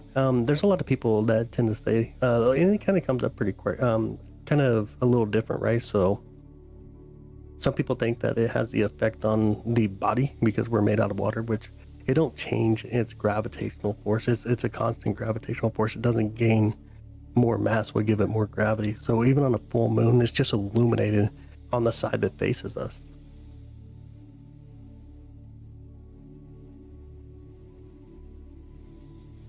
We may not be able to live without the moon, but we could as well. We don't know the answer to that. We know that the effects without the moon would be insane. Like the waves would be super massive. Our seasons would be completely changed up. Of course, it'd mess up animals like crazy because they use the moon for a lot of reasons, right? We talk about like polar bears and stuff, but we don't know if it would cease to exist with life or not.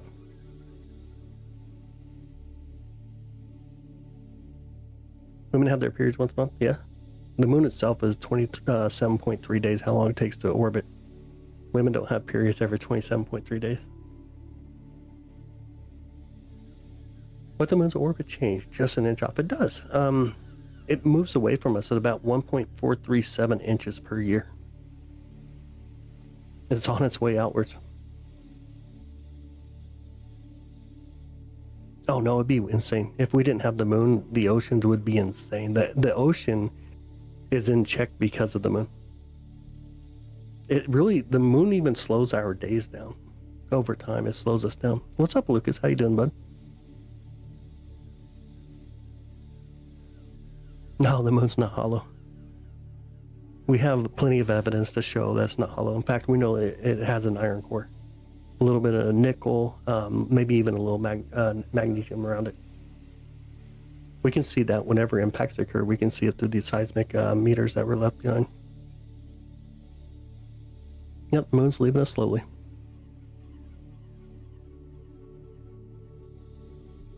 It has birth control. I don't know anything about that. That's way beyond science itself.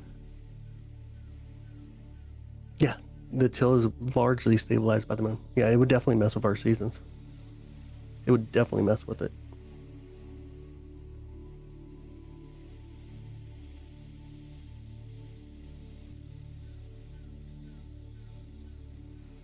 Yeah, the moon itself is about 96% the same stuff that you find here on Earth.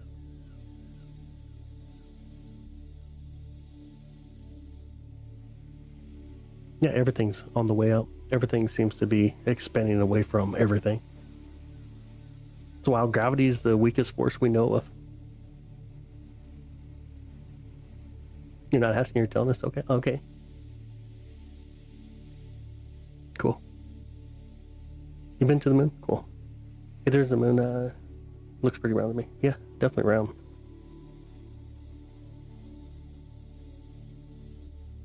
We aren't up there, Ernie. We don't know for certain. What's that?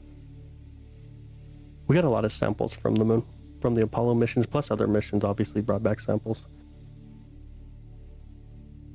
We also can find lunar meteorites that we can study. Do you think water was once on the moon? There's still water on the moon.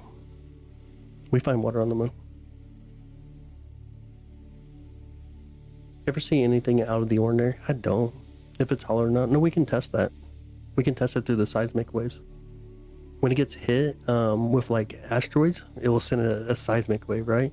And then also it has what's called moonquakes. The moon itself has moonquakes, and we can study it based on that.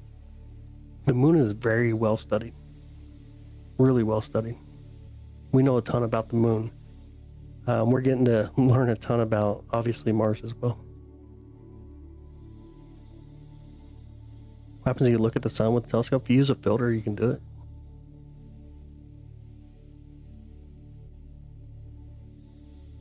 Yeah, it looks like it rings like a bell, but it don't mean it's hollow. It looks like it rings like a bell, but that don't mean that's hollow. It's because of the lack of a lot of moisture in the crust, so it's not baffled. Again, science, man. It's what we do.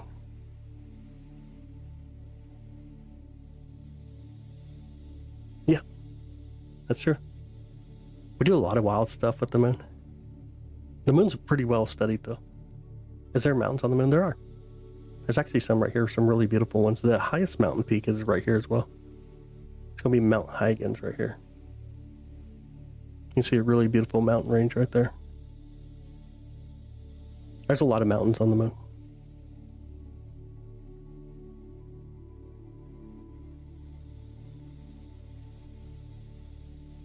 Any cracks like the Grand Canyon? There's a little bit lower, not cracks per se, but there is the valleys on the moon. There's one right here that's pretty well known. This is the Alpine Valley in the Alpine Mountain Range. It's on the bottom of the view. Hard to see it right now though, but there's alpines. Or sorry, there's valleys that we find on the moon. We also see fissures.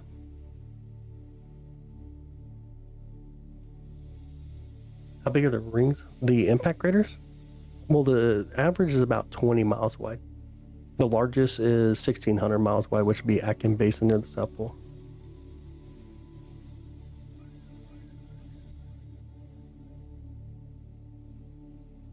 Did Armstrong really go? Yeah, there's plenty of evidence that shows that we've been to the moon. You can look up photos from India, Japan, Russia, China, that all took photographs of these objects. Now you can look up the Lunar Reconnaissance Orbiter. You can bounce lasers off the retroreflective mirrors. You can look at the samples that was received as well.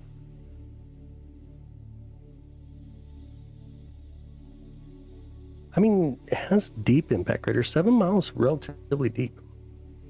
7 mile deep impact crater has relatively deep, really deep. Olympus Mons is amazing. Yeah, that's true. I'll give you that.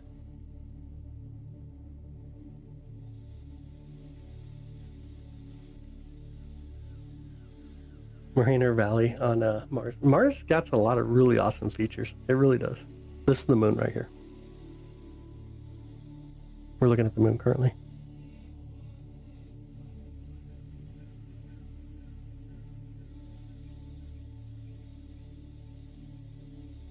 Impacts, mostly from asteroids, but also from comets and rocket boosters. Rocket boosters cause impacts now as well. Hey, you're welcome.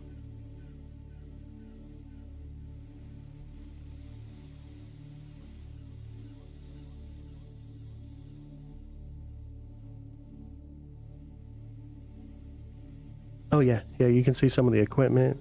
The flags are pretty wild though. They're like bleached out, obviously. Kind of like got a pale color to them. But some of my favorite photos, I think on India's second mission, they took some really nice photos. But you can see the shadow coming off the old lunar modules. It's just beautiful to see.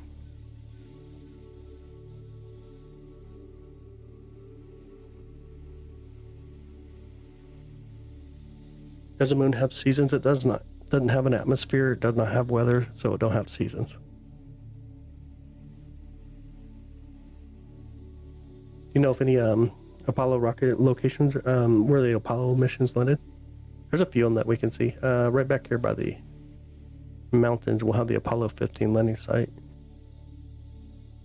See if I can get it pulled over, and I'll try to find my mouse.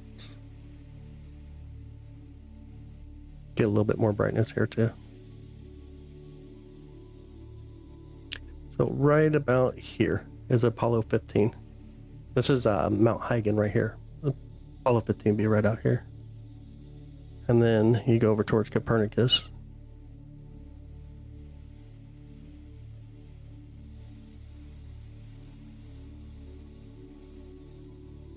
If I can see it good enough. Ooh, so hard to see. We got 12 and 14 would be out in this area right here. Be 12 and 14 out there. 11, 16, and 17 would be in the area which is already dark. Do things still crash into it all the time? Yeah, all the time.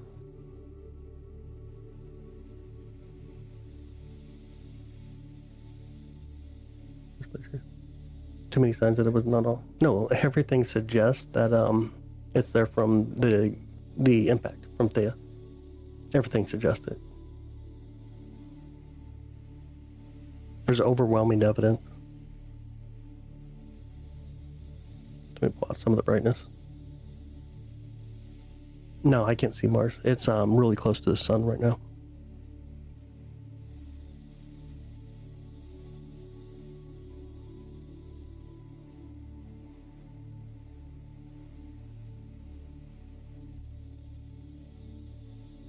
There's videos of impacts.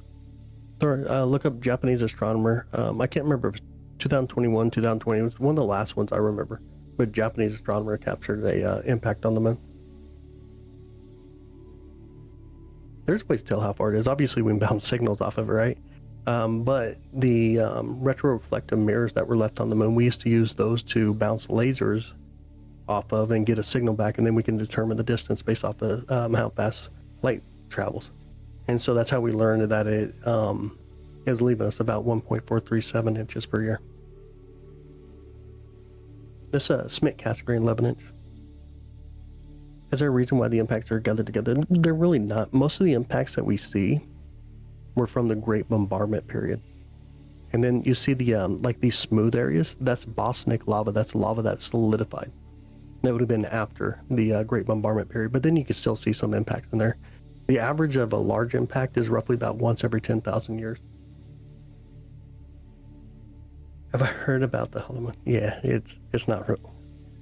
It's not hollow.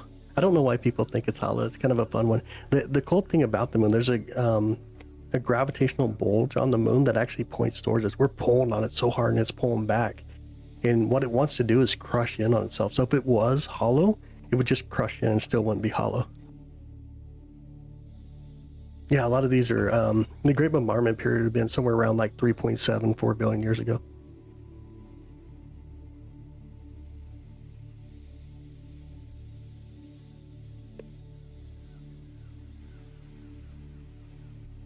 Much closer to the Earth. Why? What's going to stop the light from going? Nothing stops light from going until it's interfered with. Light just continues to travel. Do you see UFOs on the moon? I don't. Yeah, if it's hollow, it would just collapse in on itself. Exactly what would happen. Big old rock. That's pretty much true. That's the best way to say it. It's our pet rock. This is our pet rock.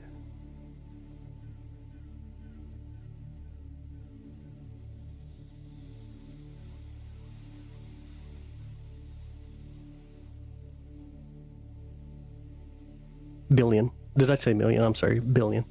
3.7 to 4 billion years ago. The moon itself is about like 4.5, 4.6 billion years old. Looks like roads. Roger. No, it's ejecta. That's debris blown out during impacts. We call it ejecta. Ancient alien theories like History Channel, man, that's pretty wild. That gets pretty wild, man. Honestly, there's no like evidence of a lot of that stuff, so it gets pretty wild. I enjoy watching some of it though. Must have missed something, see him. I'm not too sure what you mean. If its outer shell wasn't forced, it wouldn't. I must have missed something there. Where's the far side? On the opposite side that we don't see.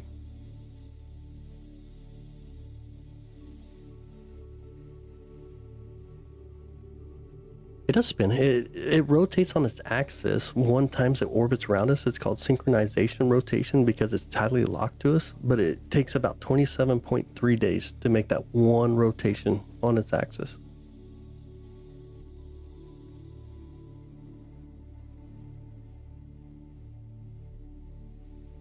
Stars don't light up your house? Yeah, they do. The sun does. The sun's relatively close to the next closest star to us, obviously.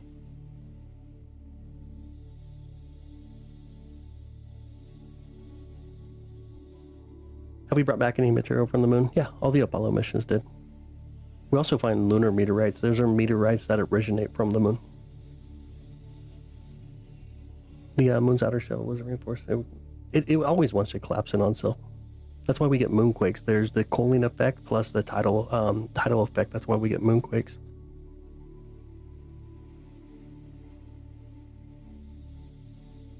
Yeah, there's a ton of material that we got back from the moon.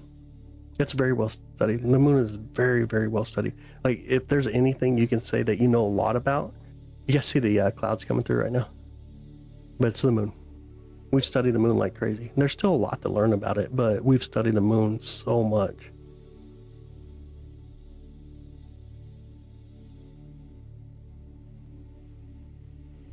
Is the moon hot? It's both. It's hot and cold. It gets really hot and gets really cold. It's about 240, 250 degrees. This is side facing us, by the way. But it gets about 240, 250 degrees when the sun's reflecting on it. But then it drops down to about negative 220 degrees in this Fahrenheit. When the shadow comes around, but there's the deep impact craters near the poles that get to about negative 410 degrees.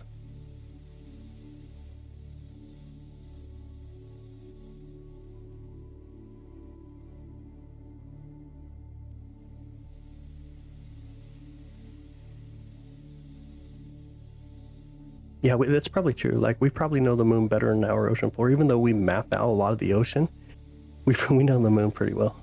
It's very well studied. Can you steal the moon? Groove. You think Jupiter's visible? Yeah, it's possible we can see it. And then we'll check out Orion as well.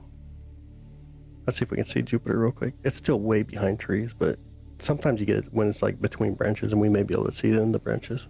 We'll see what we can see. Let me zoom out too. Let's get the full view.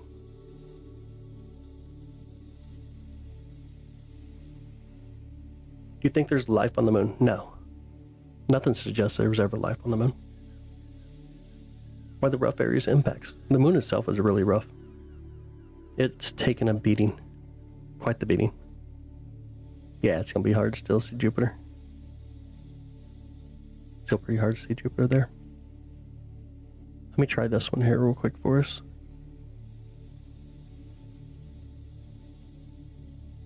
These clouds are going to make this tough, but we're going to try. We're going to try to do what we can.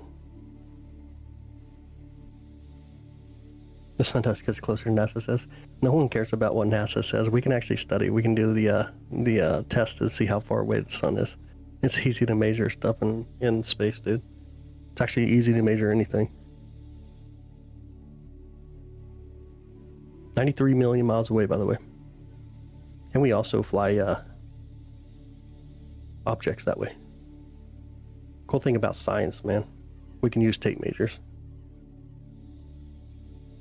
I know you think the moon's and the sun's only like 3,000 miles above your head, dude, but I don't think you're going to get anybody to agree with you. Here's the Great Orion Nebula here. We see two moons. It starts as one, then pulls two. You got bad eyes, Samuel. That's true. There was definitely life on the moon when the astronauts went there. That's true. Good point. It was Jupiter. Now we're looking at the Great Orion Nebula. This is a stellar nursery where new stars are being formed.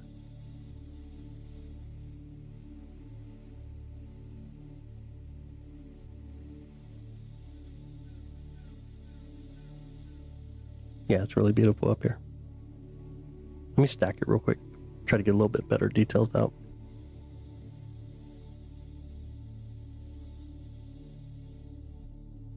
See if we can get rid of some of the brightness as well. Start to make it out a little better. Check out how cool the Great Orion is.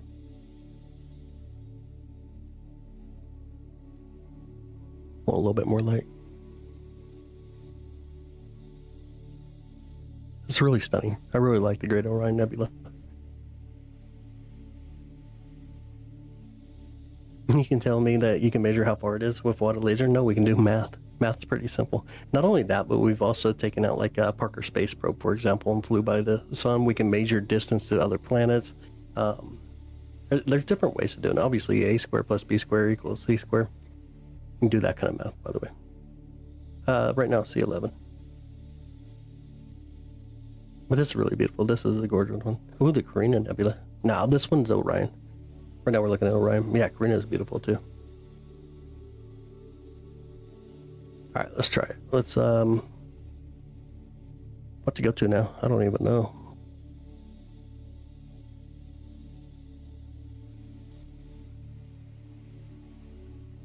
Go back to the moon, I guess.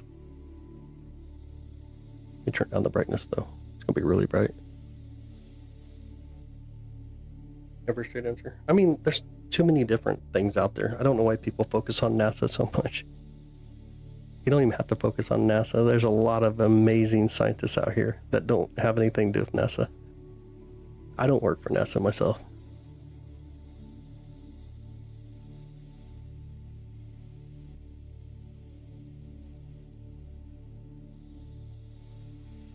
Maybe we'll check satellites with what you're using. Yeah, there's ways to track them.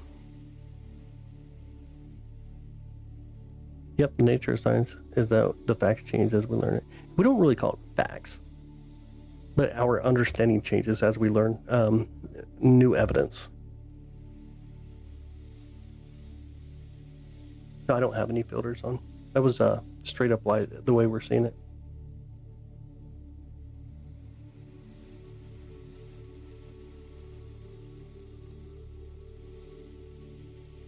You like the images from James Webb Space Telescope? Yeah, absolutely. How do you know it goes 93 million miles? Because we can track them.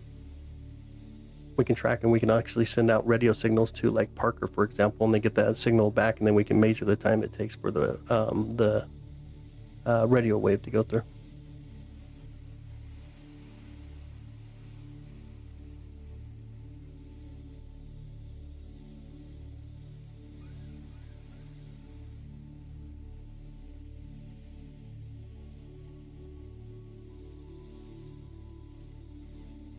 Does the moon have magnetic material? So it gets magnetized from the solar winds. It don't have like a magnetic field, but it gets magnetized from the solar winds. Reuben? Oh man, Reuben is crazy.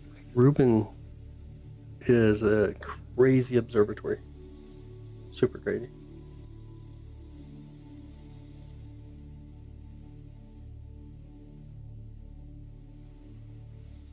A lot of clouds starting to come through, it looks like. Big Guy's pretty cool. Big Guy's a really beautiful star.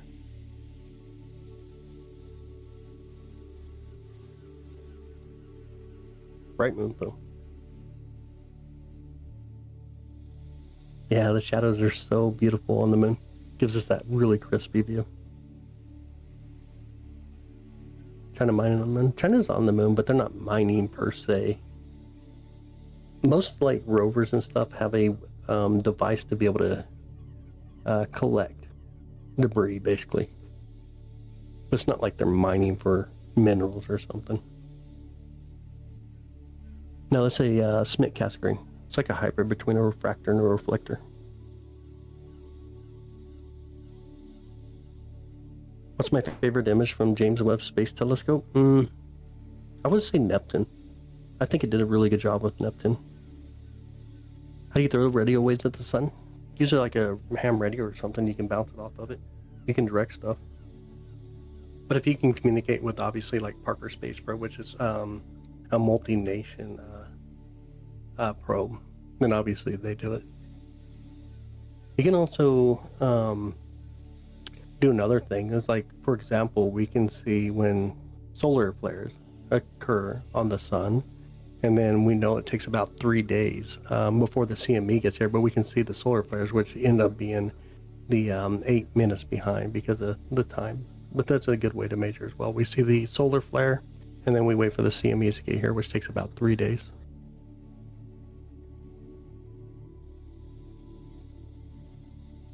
We're cooking quantum computers. Nah, that'd be fake.